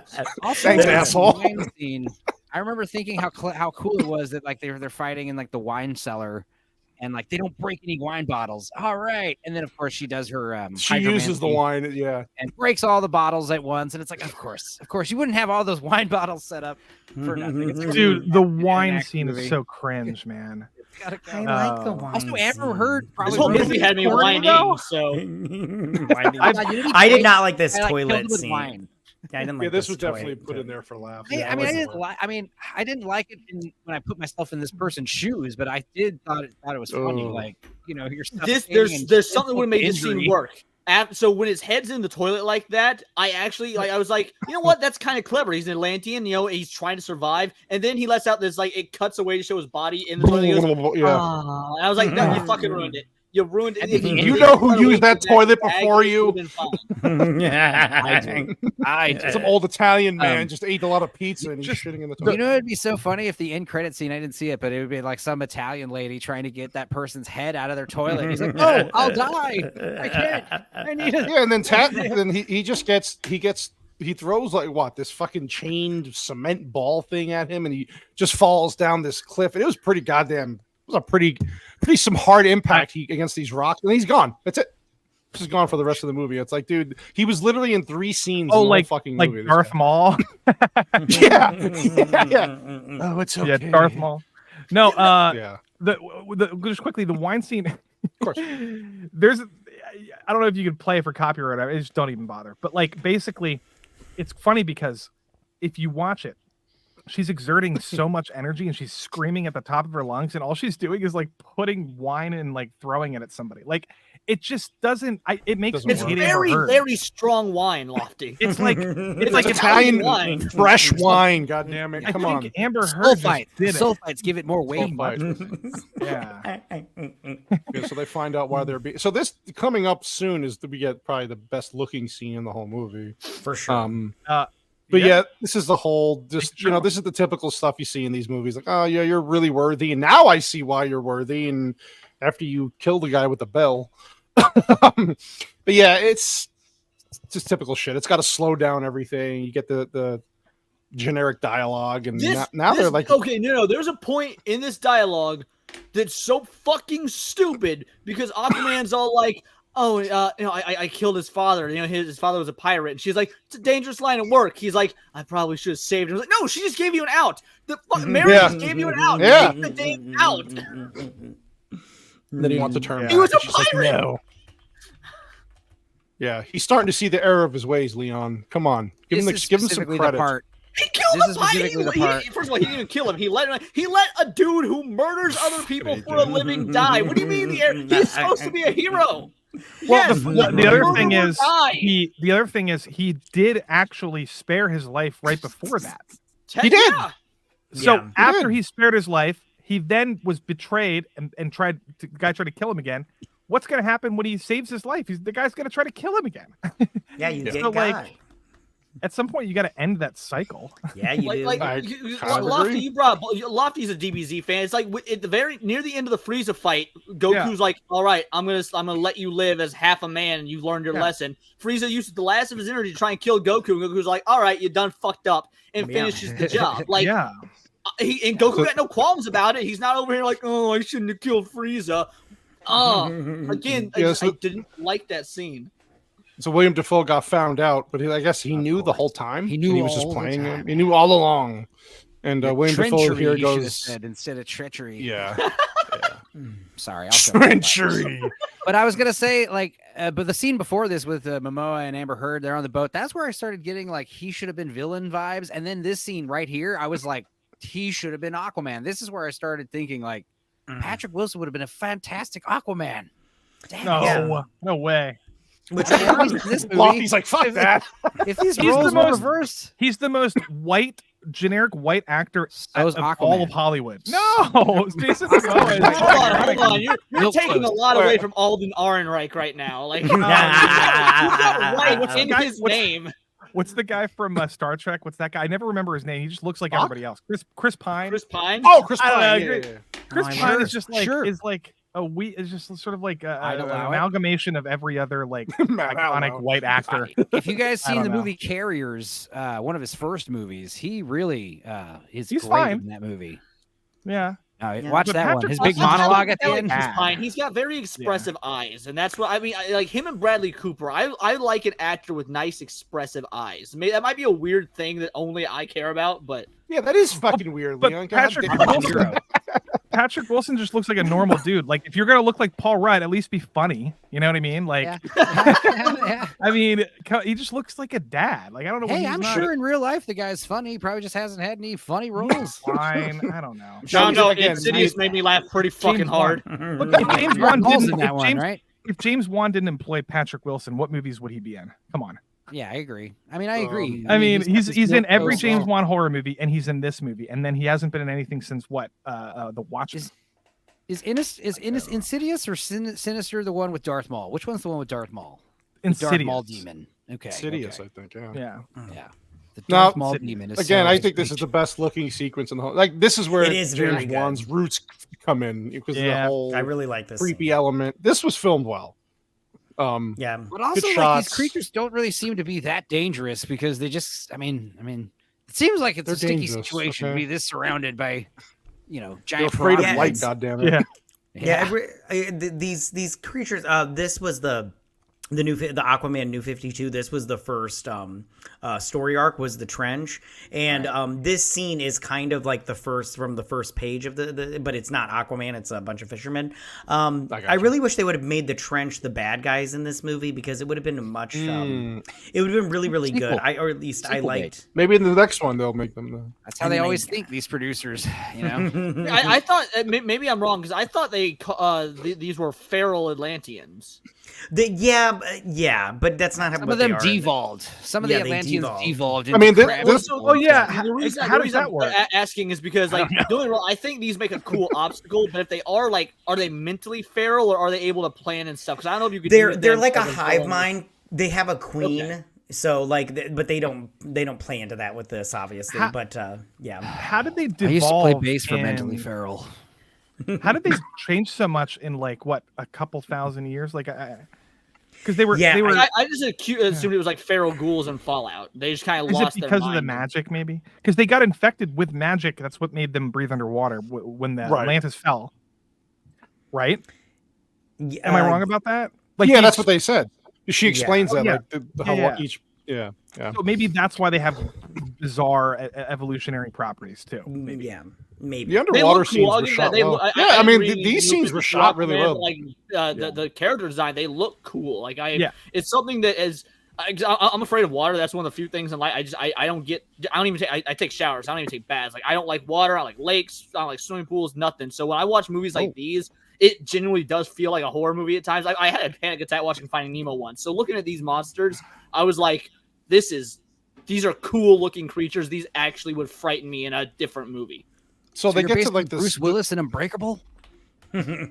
What is this thing they go into now? It's the center of the earth bullshit. What the hell was this again? I forgot. Well, they reference where they Jules get Verne in the sucked very in. beginning of the movie. Okay, right. But that, Journey I don't to think the that Center. has anything to do with that. I don't know. Hollow Oh, I wonder who this person is.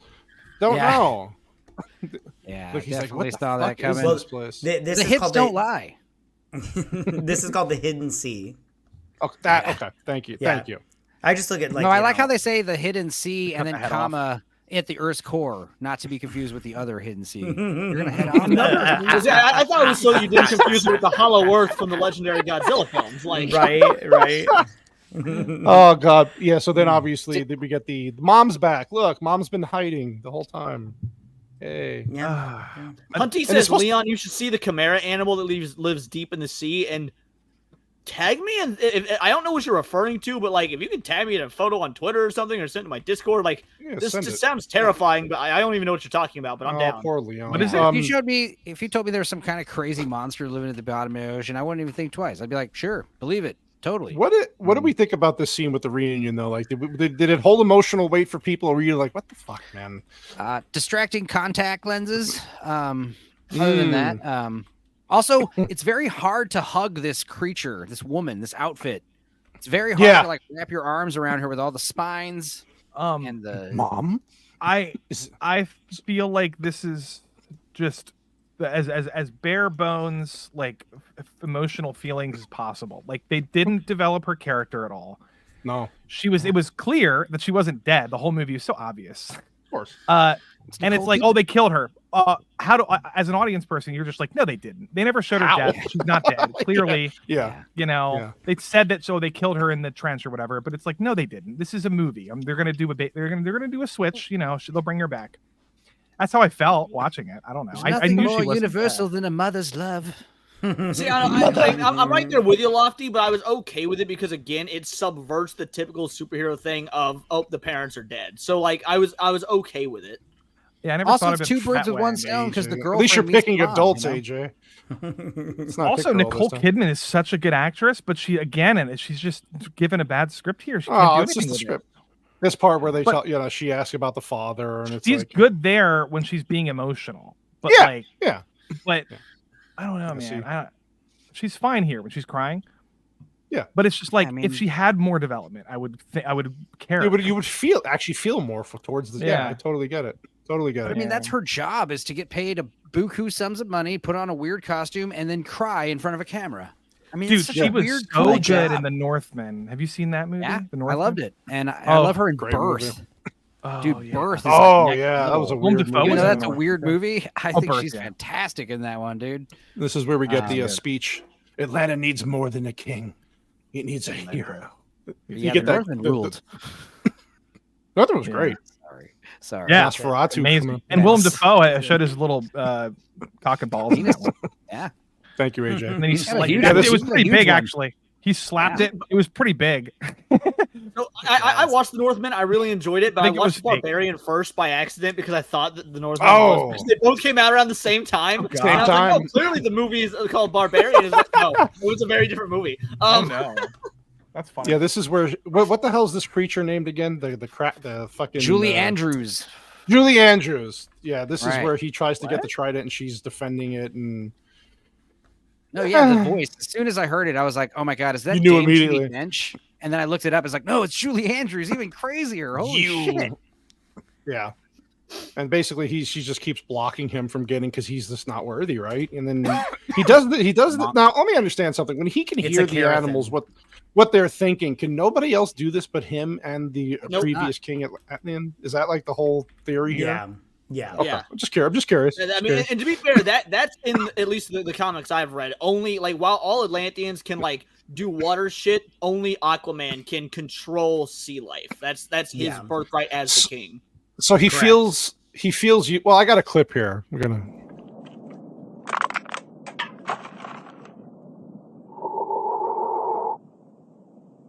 Yeah. Hey, can you grab me another beer? Yeah. Anything else? Maybe, a TV guide and, another pillow for your feet or something like that?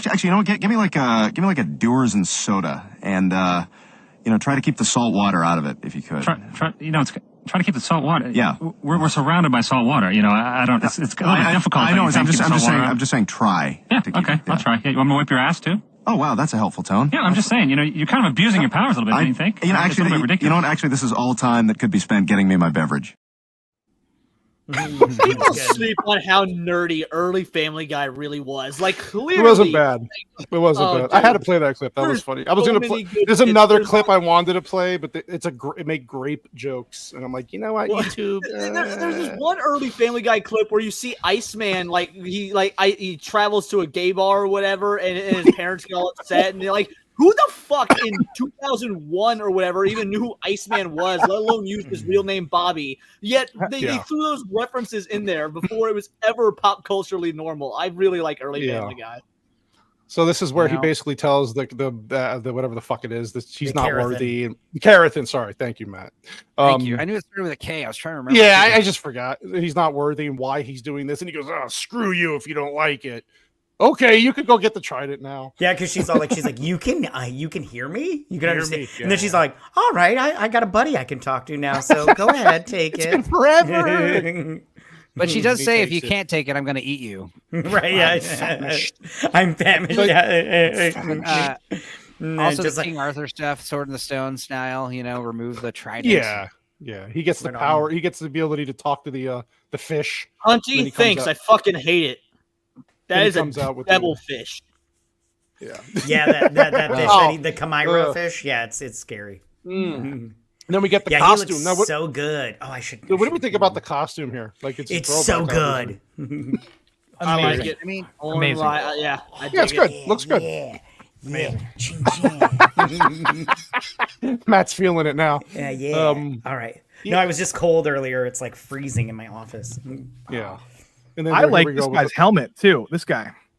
Yeah. This guy? I thought Patrick No, the other Wilson's, outfit. Oh, you mean this? Yeah. Ocean Master. Yeah. This is. Master. Yeah, it's good. It's good. Yeah, awesome. I like it. I like it a lot. Yep. Look at this.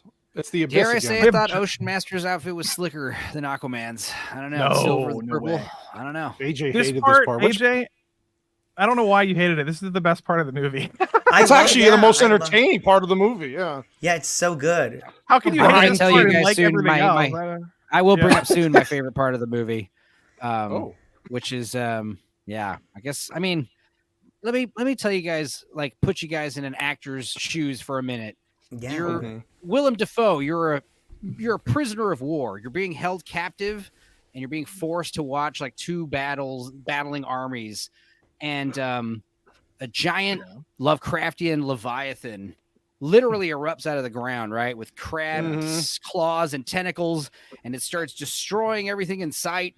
And then you look carefully, and you realize your friend, your pupil, your little student is wearing a golden suit of armor and has a trident. He's riding this monster, exclaiming, "Yeah! Woo!" And your reaction, Willem Dafoe's exact reaction. He looks at the camera and he just goes, "The king has risen." And that's it. That's all he says after witnessing the most insane shit. The king has risen.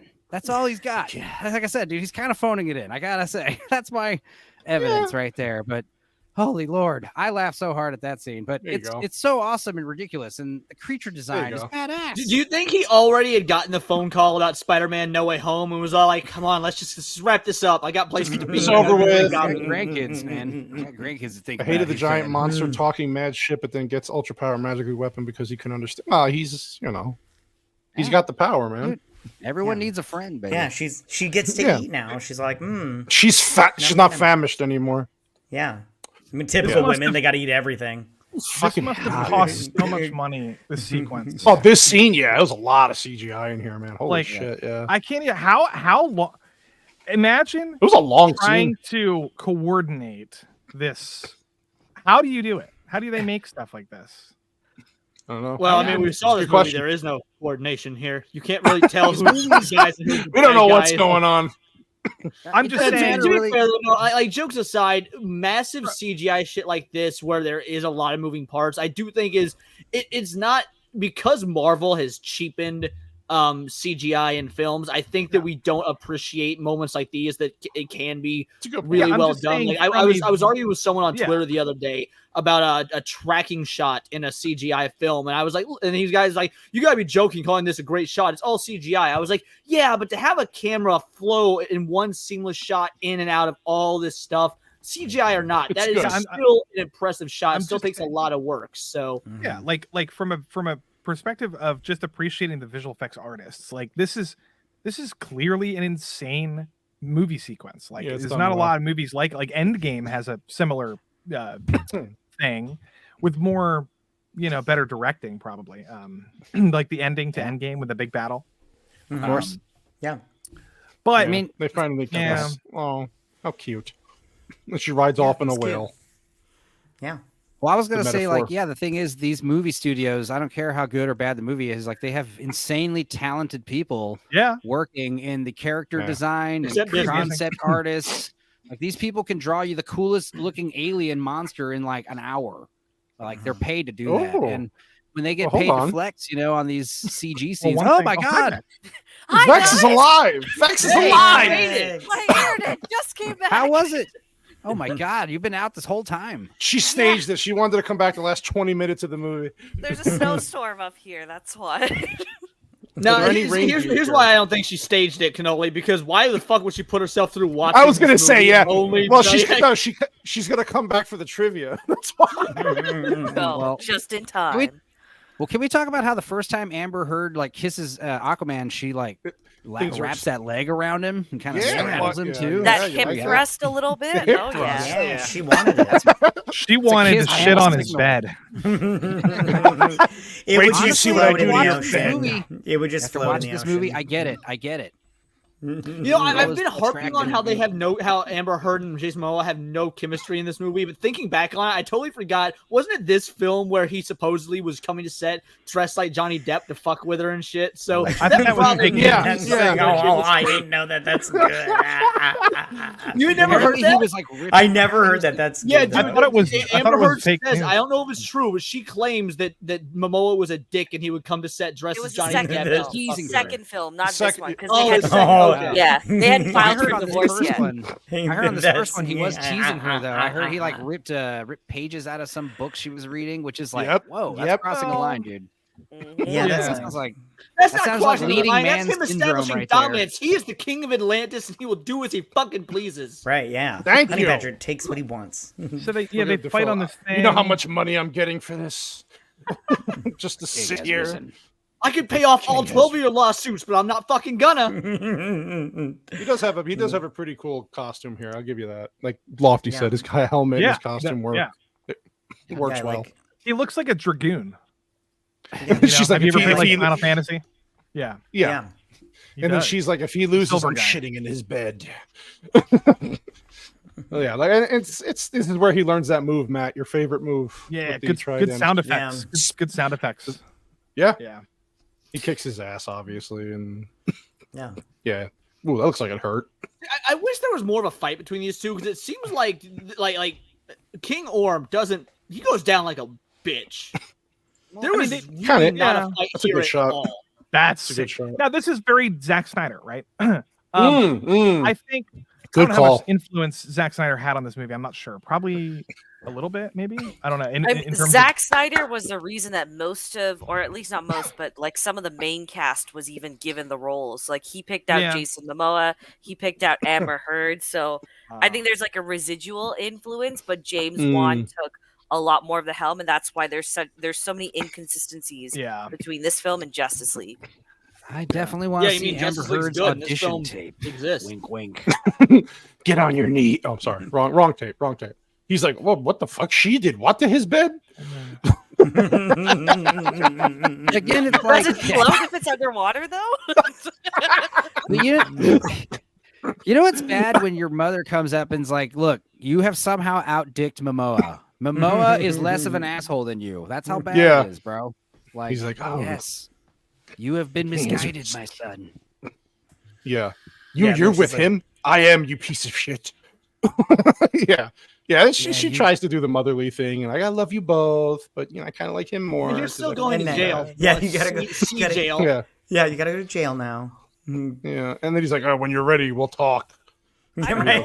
know if it was- Hash it I out, don't know if bro. it was discussed by anyone else, but like I feel like there's too many plot lines going on in this movie, and Oh, we kinda talked wish- about that, but yeah, no, Okay. get your thoughts in. Get your thoughts Yeah, in. no, You missed a I lot just of wish it. they abandoned the romance and just focused on him becoming the king and this brother relationship, because I find that's far more interesting and gives more meaning to Aquaman as a character than this really forced romance they spend like a quarter of the movie. Now, I get what you're saying, but comic nerds would have hated that because she is supposed to be his queen. Like she is supposed to be the love You of his can life. build up to and that though, right? Because this was supposed to That's what be the an sequel entire is. can, but this saga, is the right? DCEU we're talking about. You think they were building up to shit? Like, Also, look at that Well, thigh gap.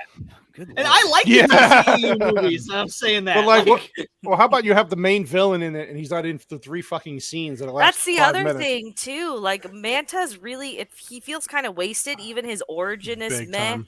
The terrible. where he shows up is meh. The fight sequence is really meh. Like there's way too much Yeah. going on in this movie. be their king, and I won't shit in your bed tonight. This romance also was the way very too first forced. time I ever had Vex on my show, I was defending Spider-Man 3, and she was shitting all over it. Vex, I watched this movie for you. Can you give me Spider-Man 3 is not as bad as you thought? I would say this movie and Spider-Man 3 are on par. No way. False. What? Vex, you stop that. You stop that. You stop that right now. I'm full of hot takes today. Look out. You know how happy he is? He's like, oh, I'm finally going to get laid after 30 years. Right? Yeah. She got nice boobs for an old lady. She does have nice boobs. Got a nice All that rack. work she's done, she's probably got the titty lift as well. He's like, Yeah. I would have with that. laughed if she saw him and goes, oh, no, fuck no. You can Yeah, go right. now." He's like, you just let yourself go, asshole. Yeah, Like, sorry, Right, where's your hair? Like, Yeah, gotta go. And then you get the end, obviously, and then he pops out and you get the comic. It's like, book. I'm Aquaman. That's good. That's good. That's I am awesome. Aquaman. There you go. Yeah. That's Aquaman 2018. Oh, sorry. I was saying the last word of the movie does come out of nowhere, doesn't it? Like, I'm Aquaman. It's like nobody called you that this whole movie. they Or is that a Justice started League it thing? that way, and then it ends that way, and the people in the bar call him Aquaman. So I mean, Okay. just Yeah, to makes tie sense. it all Fish up. guy Yeah, on but TV is I what Am they call Iron it. Man is way cooler. Yes, Yeah. agreed. Because it was a better movie overall, of course. So, Well, he also just said it so casually. He's like, I'm the Iron Man. Whereas I am Aquaman. I am All right, well, that sounds like a Aquaman. Batman impression, but okay. Vex. What are some Yeah, go cooler ahead. names for Aquaman? Hydro-Man? No, Aquaman's That's a cool. Spider-Man character. Hydromancer. I don't know. Wet whatever. work. Namor. Namor.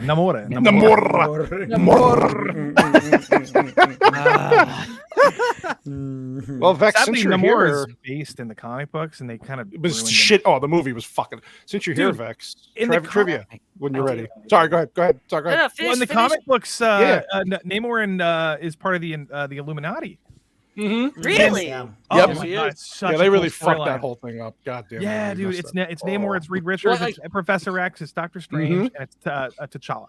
T'Challa, and they- Namor is so much cooler And than Black Bolt. Aquaman in the comics. Yeah. I don't know. Yeah. 'Cause Matt, you're a big Aquaman fan. You read the comics. I actually, love I much prefer Namor. I don't know if you've read any Namor comics or not, Yeah. but I will take this version of Aquaman over what the movies did to Namor any fucking Yeah, movie.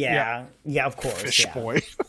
Namor's outfit's so great too. Seaman. It's just Oh, green yeah. underwear. Oh yeah, Seaman. Seaman, great name. Platoon. Before I go, Vex is going to tag me out because I'm coming up on another. Oh yeah. screen. Go We're ahead gonna and talk shout about out what you got coming up there, buddy. If you Well, before you leave. I'm talking about the killer tonight on Shagsworth stream, but we're Nice. talking about the killer. David Fincher's the killer. Awesome.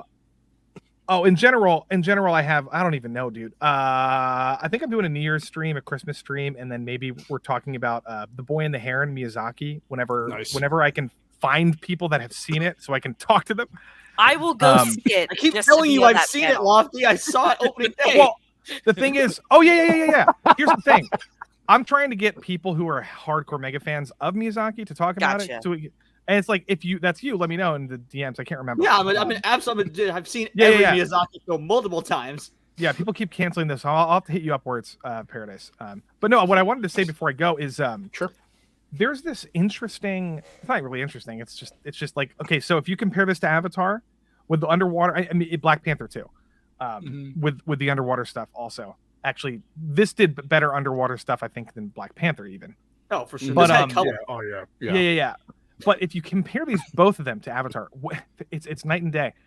Cameron's like that deep 3D IMAX 6K IMAX camera that he invented, like an underwater volume, like you can tell that movie is like 10 years ahead of every other movie when it comes to underwater visual effects.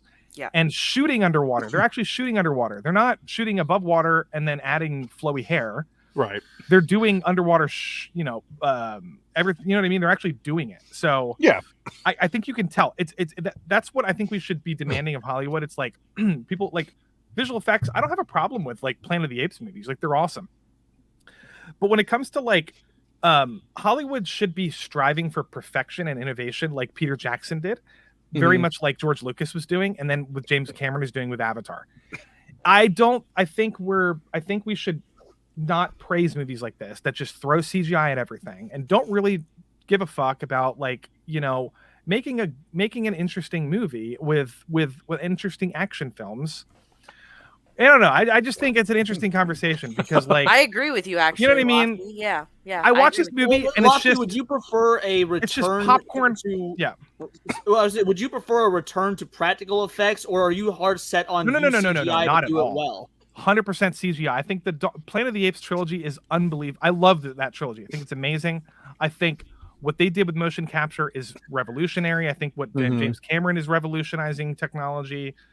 I think Mad Max, that the combination of CGI and practical effects with Frank Miller, the other guy. That's the stuff that I really like. And I don't even care if the story's not great. I just want movies to be magical again, and I want to stop getting like excited for like 1,000 people in a VFX studio just spending a lot of time making something that looks pretty. I want innovation, and that's what I want. Yeah. That's all. It works. I think we can all agree on that. Yeah. In all honesty, yeah. Just make better shit, please. Do better. I think we can all agree on that. It doesn't get better than this movie. Listen, but another one who's doing that right now is Denis Villeneuve with Dune. It does look amazing. It does. That was my most anticipated. Vex movie hasn't this fucking year. seen it yet. Listen. We're doing a Dune stream. So we're gonna eventually. So we're gonna have to. She's gonna have to watch it anyway. Exactly. Like 25 minutes on my stream earlier, educating this dumb broad because she's never seen or read it.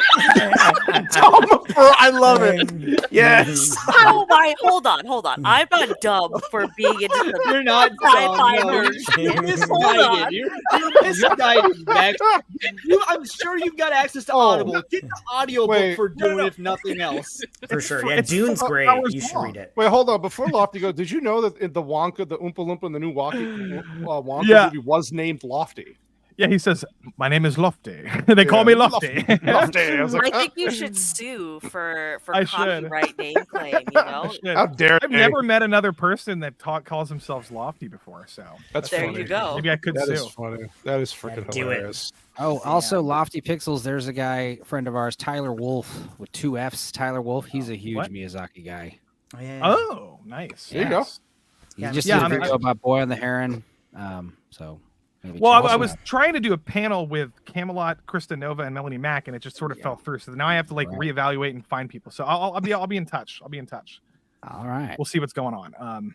But the problem is people haven't had time to see movies. It's hard because there's a lot of movies that are coming out now, and it's the holidays, and Yeah, the back half of the year has been very good for film.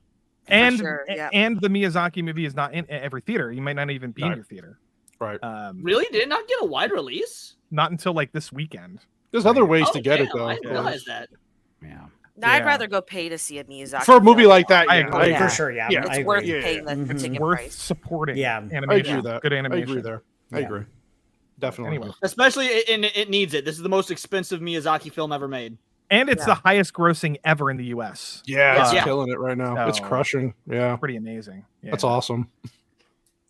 So Aquaman, just one prediction. I think Aquaman 2 is probably gonna hit close to $1 billion. I'm not sure. If I had to bet my money, I think it's gonna hit $1 billion. If I had to bet like $100, I think it's gonna hit $1 billion. What makes I'm curious? It's tracking worse than the Marvels, right? No, I don't know. Here's my friend. Yeah. It's Aquaman.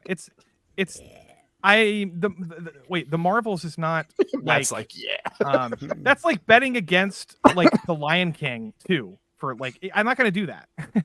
And it's like betting against Avatar. Everyone's like, "Oh, it's been 12 years. Nobody cares about that anymore." Like, I mean, you're right. I was wrong. I was one of the ones that said Avatar was not going to make money because it's been 12. All I'm saying is, right now, it's tracking worse than the Marvels, and that is. That's not good. That's not looking good. That's not good. Well, is that even a science? Tracking? I mean, they did it with the Marvels. They tracked it, and it was actually pretty accurate. Yeah, I mean, I'm not saying it's exact science, but it was pretty accurate. I think, hold on. To be fair, Aquaman 2 has one advantage in which it's the only family-friendly film outside of Migration that's going to be out during the holidays because no one's going to go take their kids to see the Color Purple musical. I forgot about that. Oh, you're not. Come on. Who doesn't want to see the Color Purple? I certainly don't think part 2 is going to be like negatively affected due to like Amber Heard haters or anything like that. No, I don't think they're going to care. And We'll on find top out of soon. that, Yeah, I don't I think just because his Aquaman it has been favorable overall, even for the people that weren't a fan of the Snyderverse, I think it will fare okay. I think $1 billion is being generous. Just Yeah, 'cause- maybe. Yeah, but I think it will fare okay. Not 500 million okay, but maybe a cool 200 mil possibly. At least they No better way. than the Marvels. Do we know the budget No way. on? Do we know the budget on this movie? It's got to be over $200 Not too million. much. Yeah.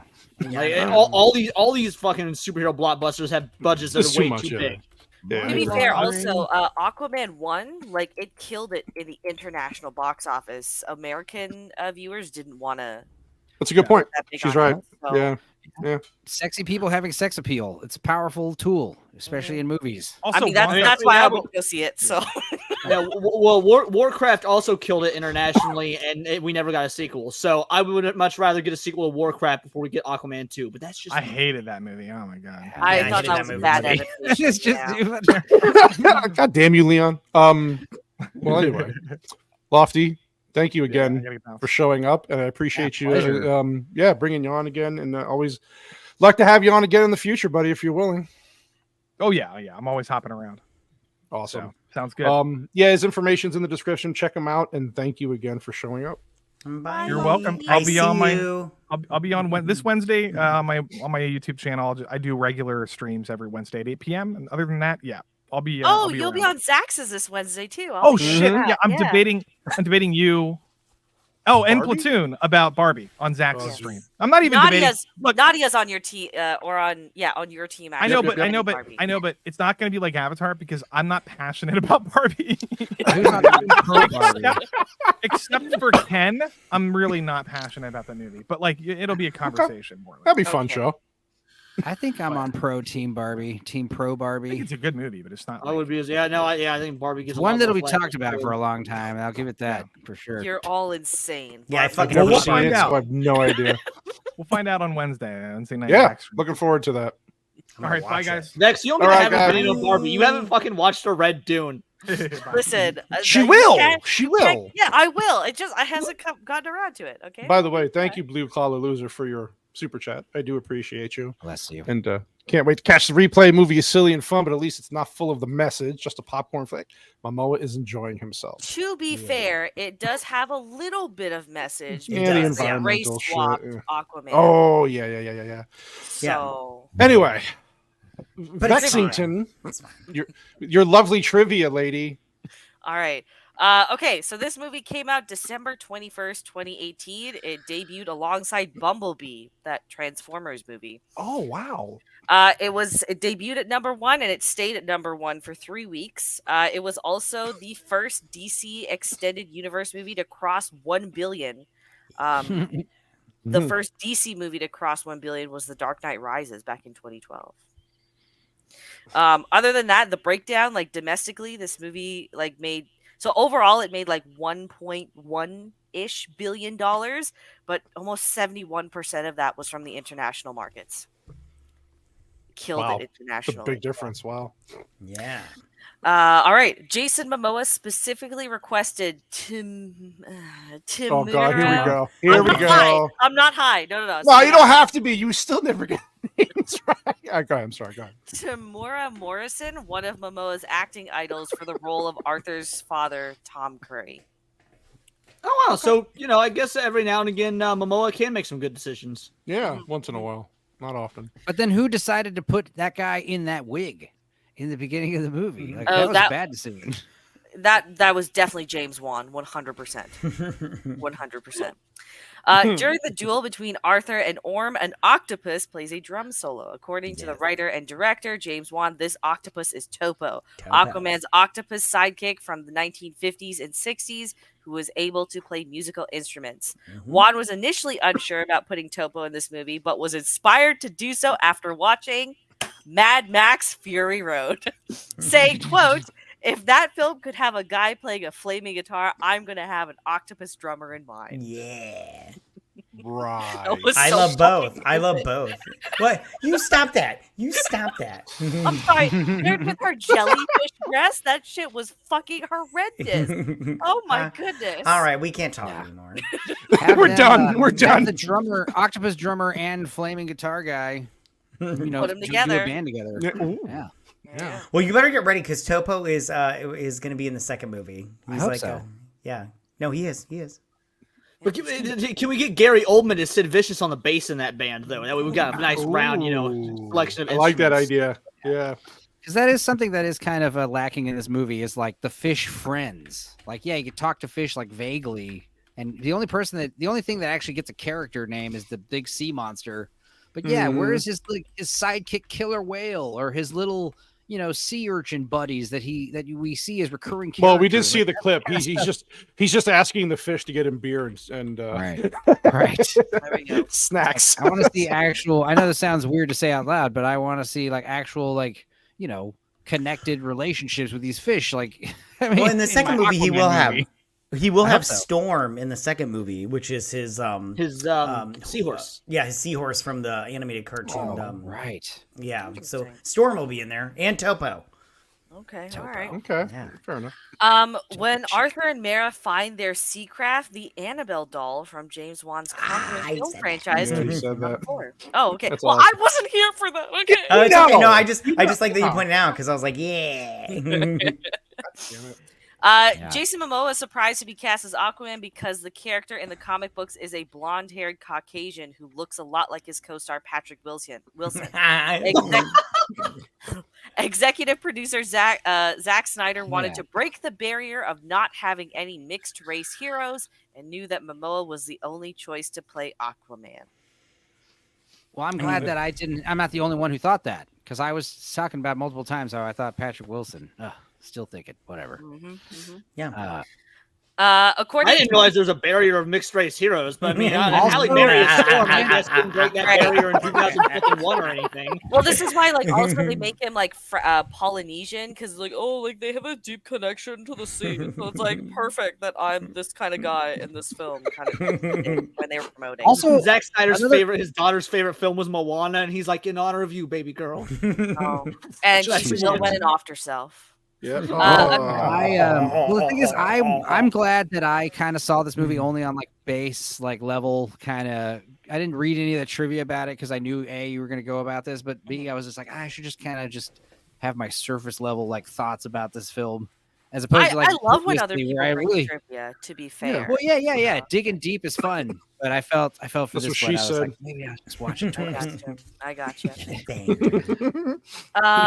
According to Jason Momoa and James Wan, this movie takes place after the Justice League, but not the 2017 theatrical cut. It takes place after the 2021 cut. But there are some certain mismatches between the movies. So in the 2021 Justice League, the Atlanteans seem to communicate through trilling underwater and creating an air sphere in order to talk. James Wan just said they're going to talk normally and that people are overthinking it too much. So that's why he got rid of that. What else? Also in the director's effects cut, wise, probably. There we go, right? Mm-hmm.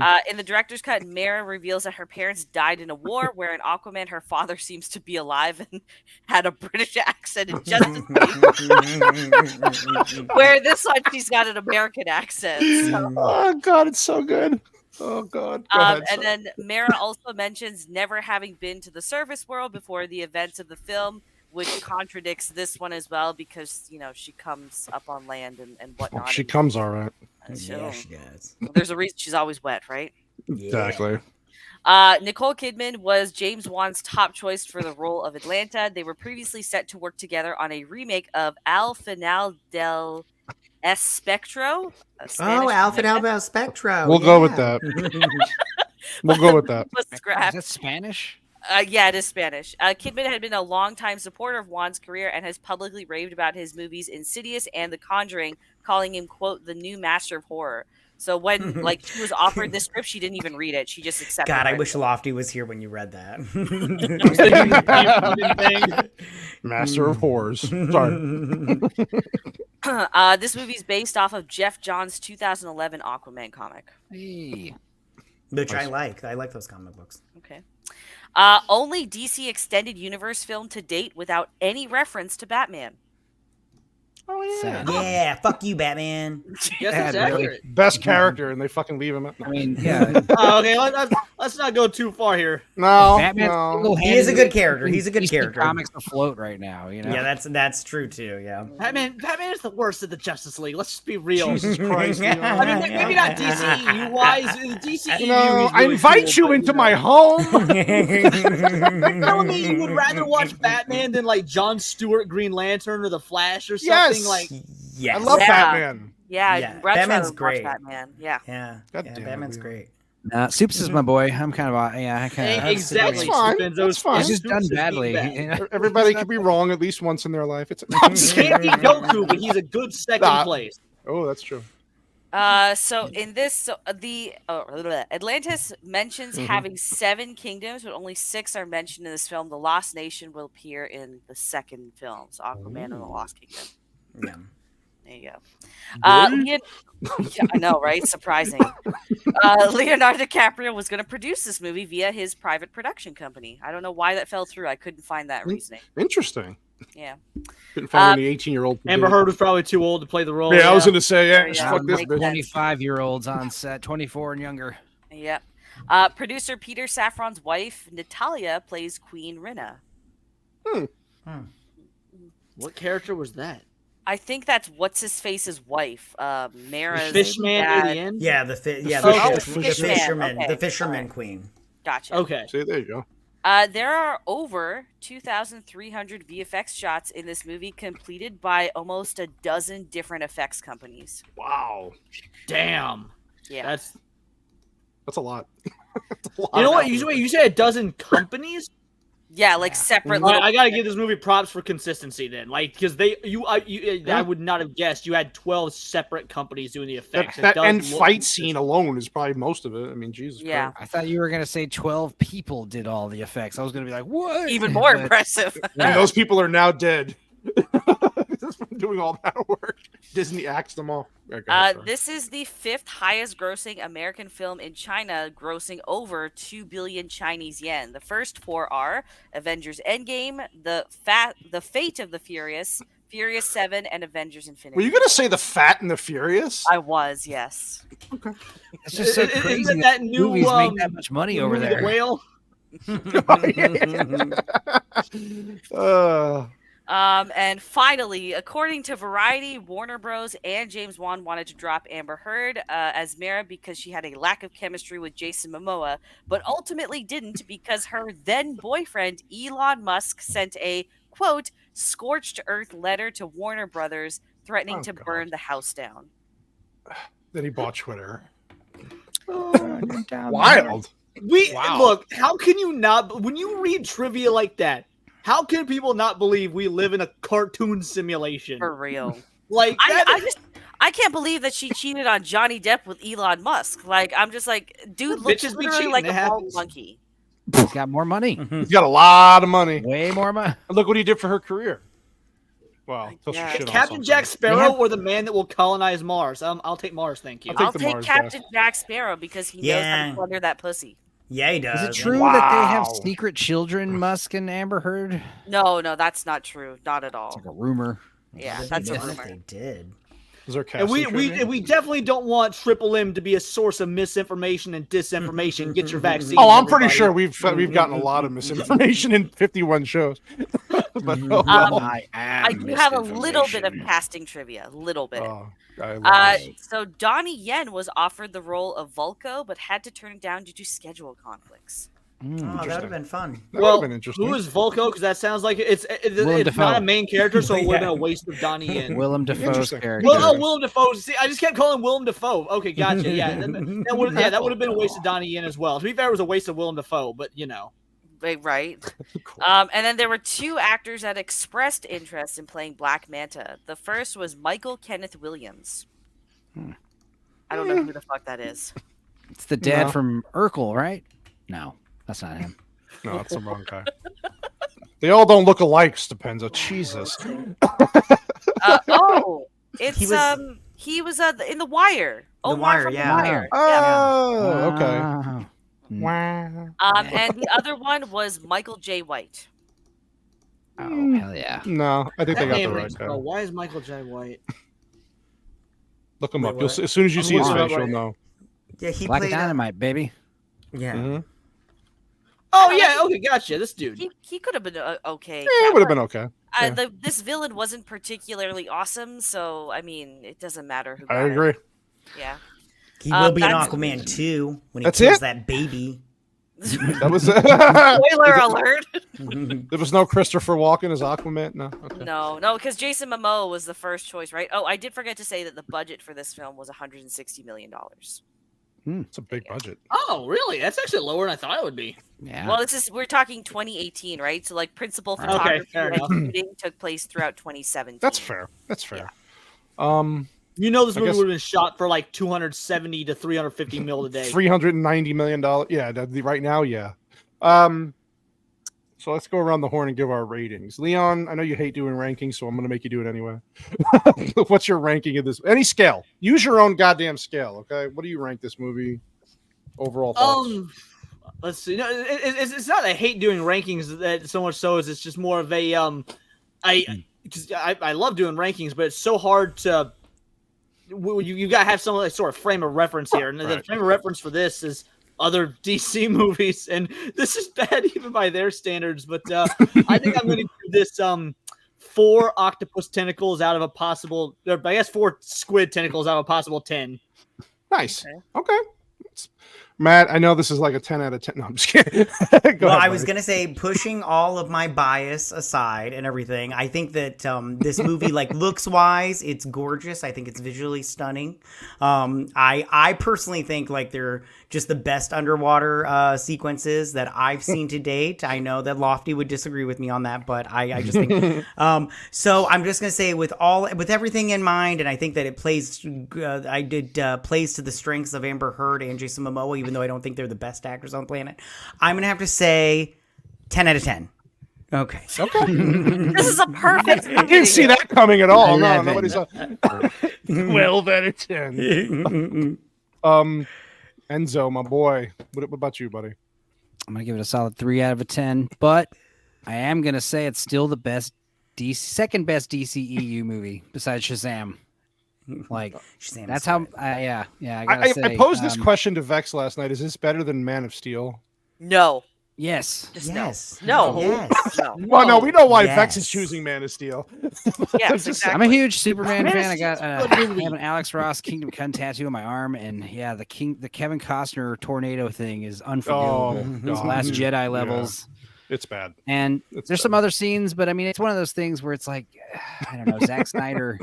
When you hear Zack Snyder talk about these movies, he sounds like a Riri, you know? Oh, don't worry. We got Rebel Moon coming up. We're going to get enough shit about that. And then supposedly the director's cut he's saying is better than what they put out. So why would Netflix Well, of put out course, a half? it's Zack Snyder's It's like, reference. Jesus That's fucking good. Look, Christ. You guys are gonna eat your words on Rebel Moon. I swear. No. You're gonna eat your words on Well, Rebel I'll Moon. find out. Man of Steel. Another reason why I'm going to be harsh on Man of Steel is because it's so close to being like spot on. It could have been It's better. like You're right. Yeah, missed the insult. mark a It's little a good bit. movie. in there. Insult It's to just- injury, the fact that it was so close. You know, Henry Cavill's amazing, and yeah, I don't know. But this movie, I enjoyed it. Yeah. I laughed a bunch. I had a good time watching it. Was that I intentional? had or no problem watching it unintentional? again. I had no problem watching it a second time today. Sometimes it's like, oh god, I gotta watch this again. I didn't feel that way. I was excited to watch this a second time. So Interesting. I liked it. I gotcha. Vex, my lady. I give this movie 4 aqua slick licks out of 10. Boo. So okay, here's my review, though. I don't think it has a lot of rewatchability. Like it starts off strong, but it seems to just wane in terms of pacing and what it wants to do. I would say like after the first act of the film. There's too much going on. I really wish that they had cut some plot lines out. That would have made the movie, I think, a lot better, in my opinion. I understand why there's a lot of CGI, given that it takes place underwater, and for what it is, I think the visual effects are pretty good. But I just, it's a little bit jarring. Like, I did find myself just kind of like, I had to take breaks because I just am not used to seeing that much CGI in a film so brightly as well. I think most of the acting, some of the even the set stuff is pretty horrendous. Like the costumes on Mara's father, like what the fuck was he even thinking with that? I don't understand why aspect ratios change so much throughout this film. Like, yeah, we talked about that. Like I just don't understand why James Wan couldn't concede some consistencies because this is part of a bigger universe. I think Amber Heard was very miscast. She looks hot in that outfit, but yeah, there's not a lot of chemistry there. I think there's a good movie in there. It's just there's way too much going on, way too much. I can understand that. And Nicole Kidman also gives me nightmares. So yeah, you don't like Nicole Kidman. I don't like, but it's weird because I like there's some like Eyes Wide Shut, for example, is a top 10 for me. I'll still watch it, but it's just there's something so terrifying about Nicole Kidman. Like she looks like she would like she'd take your uterus out of you in the middle of the night. Kind of Jesus Christ! So what do you got to stop smoking that stuff, bro? I've been having some wicked nightmares lately, and let's just say I could be the new master of horror if I wanted to. Nice. Horror. Okay, never mind. You weren't here when I brought up Birth, but yeah, if you haven't seen that, watch that. She's freaky in that one too. Yeah, she was wild in that. Hold on, let's see. Yeah. Nicole Birth. Kidman. Birth. I think Nicole Kidman, her post-surgery face is jarring, especially when she's in period pieces or movies that, her post-surgery face. While Vex is looking that up, I'm gonna give this a 4 out of 10. Amber turds, 4 out of 10 Amber turds. I listen. I think what everybody's saying here, even Leon, there's a decent movie in there somewhere. It has good parts. Some of the score is really good at times. Obviously the part with the trench is my favorite scene. I think it's the best looking scene out of the whole movie. Some of the fight scenes were good. I just don't know. Oh my God. It just felt like it was jarring at times with some of the music choices, the editing choices. It felt like literally it felt like 3 different fucking movies in one. Like they couldn't get the vibe down. Yeah. So they just cut and pasted everything. There you go. So Matt, I love you. I'm sorry, but listen, that's why we have the show. You're always allowed on to give your opinions. It's okay. We love you. It's okay. Matt, if it makes you feel any better, man, when it came to Zack Snyder's Justice League, I was you. I was defending the movie to my dying breath. You didn't tell anybody to go fuck themselves and shut up. Right on. So I appreciate you. Vex, it's too bad you weren't here because I just wanted to yell out, "Ooh, I just wish I could mute you." Oh, man. You know what? Like I like this movie a lot better than Justice League, but also, I'm sick of denying it. Jason Momoa is hot. He's so hot. The fucking hipster thing. I like dudes with long hair. He's got all the tats too. Like Jason Momoa. I'm sorry. I'm not going to deny it anymore. Okay. All right. Don't go after these bad guys. Go after your Patrick Wilsons, ladies. All no, right? Yeah, Patrick Wilson is hot too. Just heartbreakers. Jason Momoa, look, as your guys' local tranny, apparently, Jason Momoa is not hot. If you're looking for a hot Samoan bad boy, you're gonna want to go Roman Reigns. Like they're basically the same person, but one is talented. Hold on, Roman. Oh God, no! Look what you started. Professional wrestler. Okay. God damn it! Here we go. That was porn star name. No, Jason Momoa is hotter. Nope. Sorry. See, hold on. Now, no Dune, no Roman Reigns. That's 2 strikes, girlie. Oh, I like Roman Reigns. Yeah.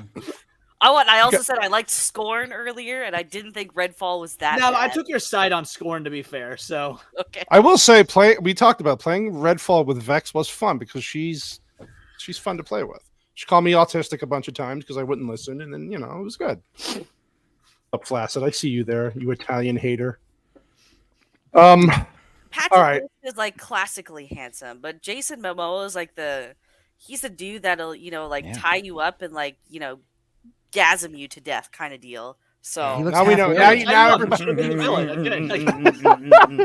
on that note, while Vex is dreaming about Momoa, Leon, what do you got coming up there, sir?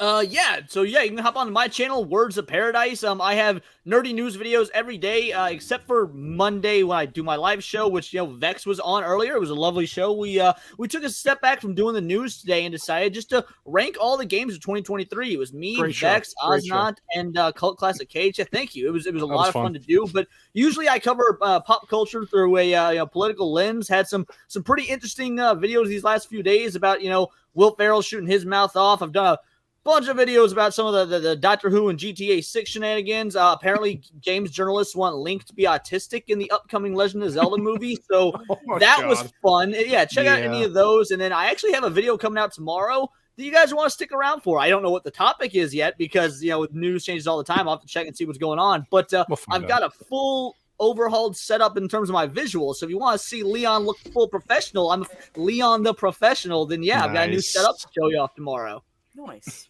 Nice. Looking forward to it, buddy. Yes, that was a good show today, and definitely check him out. Matt, what do you got coming up, buddy? Nothing. I'm gonna try to do a video tomorrow on the Jonathan Majors case because he got found guilty, and I have to say I'm on his side. So I am going to be trying to get a video out tomorrow. At least not tomorrow, then the following day. But I also have a podcast with my sister where we get drunk and review movies. My YouTube channel is called Geek What, Geek What, and then my podcast is called BS Drunk Movie Reviews, and that's all I got. Awesome, dude. We put out an episode every Monday, by the way. So just awesome, Mr. Enzo. What about you, buddy? Well, on tomorrow, I may or may not be back on Lance's channel. I'll be on Lance's channel pretty regularly. Outcast Creative. Tomorrow night, I think I'm also watching Long Kiss Goodnight, watch along style on Blue Collar Losers channel. I'm streaming after this on my channel. I think we're gonna goof off and just celebrate Christmas early. Because next Christmas, on Christmas Day, we'll be streaming about Godzilla. We'll be doing a big Godzilla stream. We're going to talk about all 35 movies plus the animes and the shows. It'll probably be like a 6 to 8 hour stream. So Merry Christmas. Oh, wow. Okay, if it's going to be a 6 to 8 hour stream, then I will be on at some point. I didn't realize you planned on that long. I was thinking like 3 hours. Yeah, oh yeah. I'll make an appearance if that's the case. Yeah, this is the thing, man. I just like nerding out and sharing some laughs. It's fun. If you talk about Godzilla 98, I'll be there to defend that film. Oh yeah, no, I love that movie too. All the Millennium Godzilla movies are cool. That is gonna what? Hold on. Godzilla movies are cool. That's a future MMM movie we're gonna be talking about. Nice. So on the lookout for that. We chose that one because it's the most fun one to talk about. It is Not pretty the best. fun. It is fucking hilarious. Yeah. So anyway. And then I guess our next We Watch coming out this Wednesday is this 1962 King Kong versus Godzilla, and me and Blue Collar watched that, and that was fun. Nice. Awesome. Love that movie. I have been rewatching all of them, preparing for this stream, and God, some of them are so funny. That one included. I can imagine. So yeah, it's been great. It's been a lot of fun. That movie saved the Godzilla brand. All right. No, that movie really did save the Godzilla brand. Like it was the second Godzilla movie didn't do very well. They needed American brought it IP. back up. Yeah. We talked about that. How I was shocked to realize this is only the third Godzilla movie. Period. Yep. Sure is. First Godzilla movie in color too. Tell us how you really feel, Vex. We also talk about Blue Collar Loser's weird gait when he walks. That was fun. We brought that up. Weird, fun little guy. Love him. Phil's here. Lexington. How about you? I know you got a lot of stuff coming up, right? Just follow me on Twitter and on the YouTubes. Tomorrow night though, I will be on Jay's channel, Diabolical Souls. I guess he's gonna interview me. I don't know, or we're gonna talk about how he's wrong about the film Talk to Me. I don't know. We'll see what happens. Maybe we'll talk about Pluto because I'm so good. I'm almost done Pluto as well. So good. But yeah, I got basically something every day of this week. So just Easy gal. And then I have hopefully, ideally, 3 reviews coming out before New Year's Eve. Nice. So we'll see. We'll see what happens. I go see Aquaman 2 on Thursday. That's the first of them. Yeah. Can't wait for that one. Aquaman, Rebel Moon, and then if I can squeeze it in, I do want to do like a love letter to Scavenger's Reign because I still can't stop thinking about that show. You're waiting for Netflix for Rebel Moon, right? Yeah. Fuck. Okay, I'm not right? driving all the way to downtown Toronto to see a Zack Snyder. Oh, wait a film. minute. Okay, well, that's not the reasons because the Netflix version's the extended R-rated cut, but okay. No. Yeah. It comes out, what, Thursday or Friday? The Thursday 21st, at I 10 p.m. believe. for me. Oh, wow. Nice. Okay. Yeah. Well, I'm interested to get that reaction. I will be watching that this weekend, unfortunately. Hell I have to see yeah. how much. Yeah, and as far as for MMM, we are taking a hiatus because both holidays fall on a Monday, so we are taking some time off, much needed. But I want to go ahead and obviously thank our panel. You guys are awesome. And the chat, thank you for the super chats. Thank you for the love. The chat was on fire. And thank you for making this a fantastic year for the show. You guys have been killing it. 51 episodes. We're coming back into the new year with some new stuff, new intro, I believe. So we got some cool aesthetic things we're going to redo, but we are coming back on the 8th of January with, I think, Gord King and Miss Sassy Sasquatch. We're doing Zodiac. Nice. Awesome movie. Great movie. Something we want to talk about. Serial killer. My wife is trying to kill me, I think, because she loves true crime. So whatever. All of us already have a method of how we would kill our husbands. We just 100%. Yeah. So And then, I already know how I'd kill my husband. I've known since day one. Yeah, we know. Wow. But yeah, I want to thank everybody again. You guys have made this a fantastic year for the show and all the guests we've had. It's been great. And of course, to my co-host, White Bear, who's probably dying in a home in Tennessee somewhere from an illness. We love him. And of course, Vex, always the best to do this show with. And then it's pretty much it. I did put Mrs. Sassy Sasquatch's Wonka review in the chat. Please check that out. It was very well done. She did a different format this time. I think it worked well. So she's very proud of that. And if you want to help her out with that, leave some comments there. That's it. I want everybody to check out these people. Their information's in the description. We will see you back in January. Everybody have a wonderful holiday. Christmas, Hanukkah, Kwanzaa, whatever the fuck you celebrate. And we love you. And good. Hanukkah's over. God damn it. All right. Yeah. We'll see you anyway next year, and we love you, and goodbye.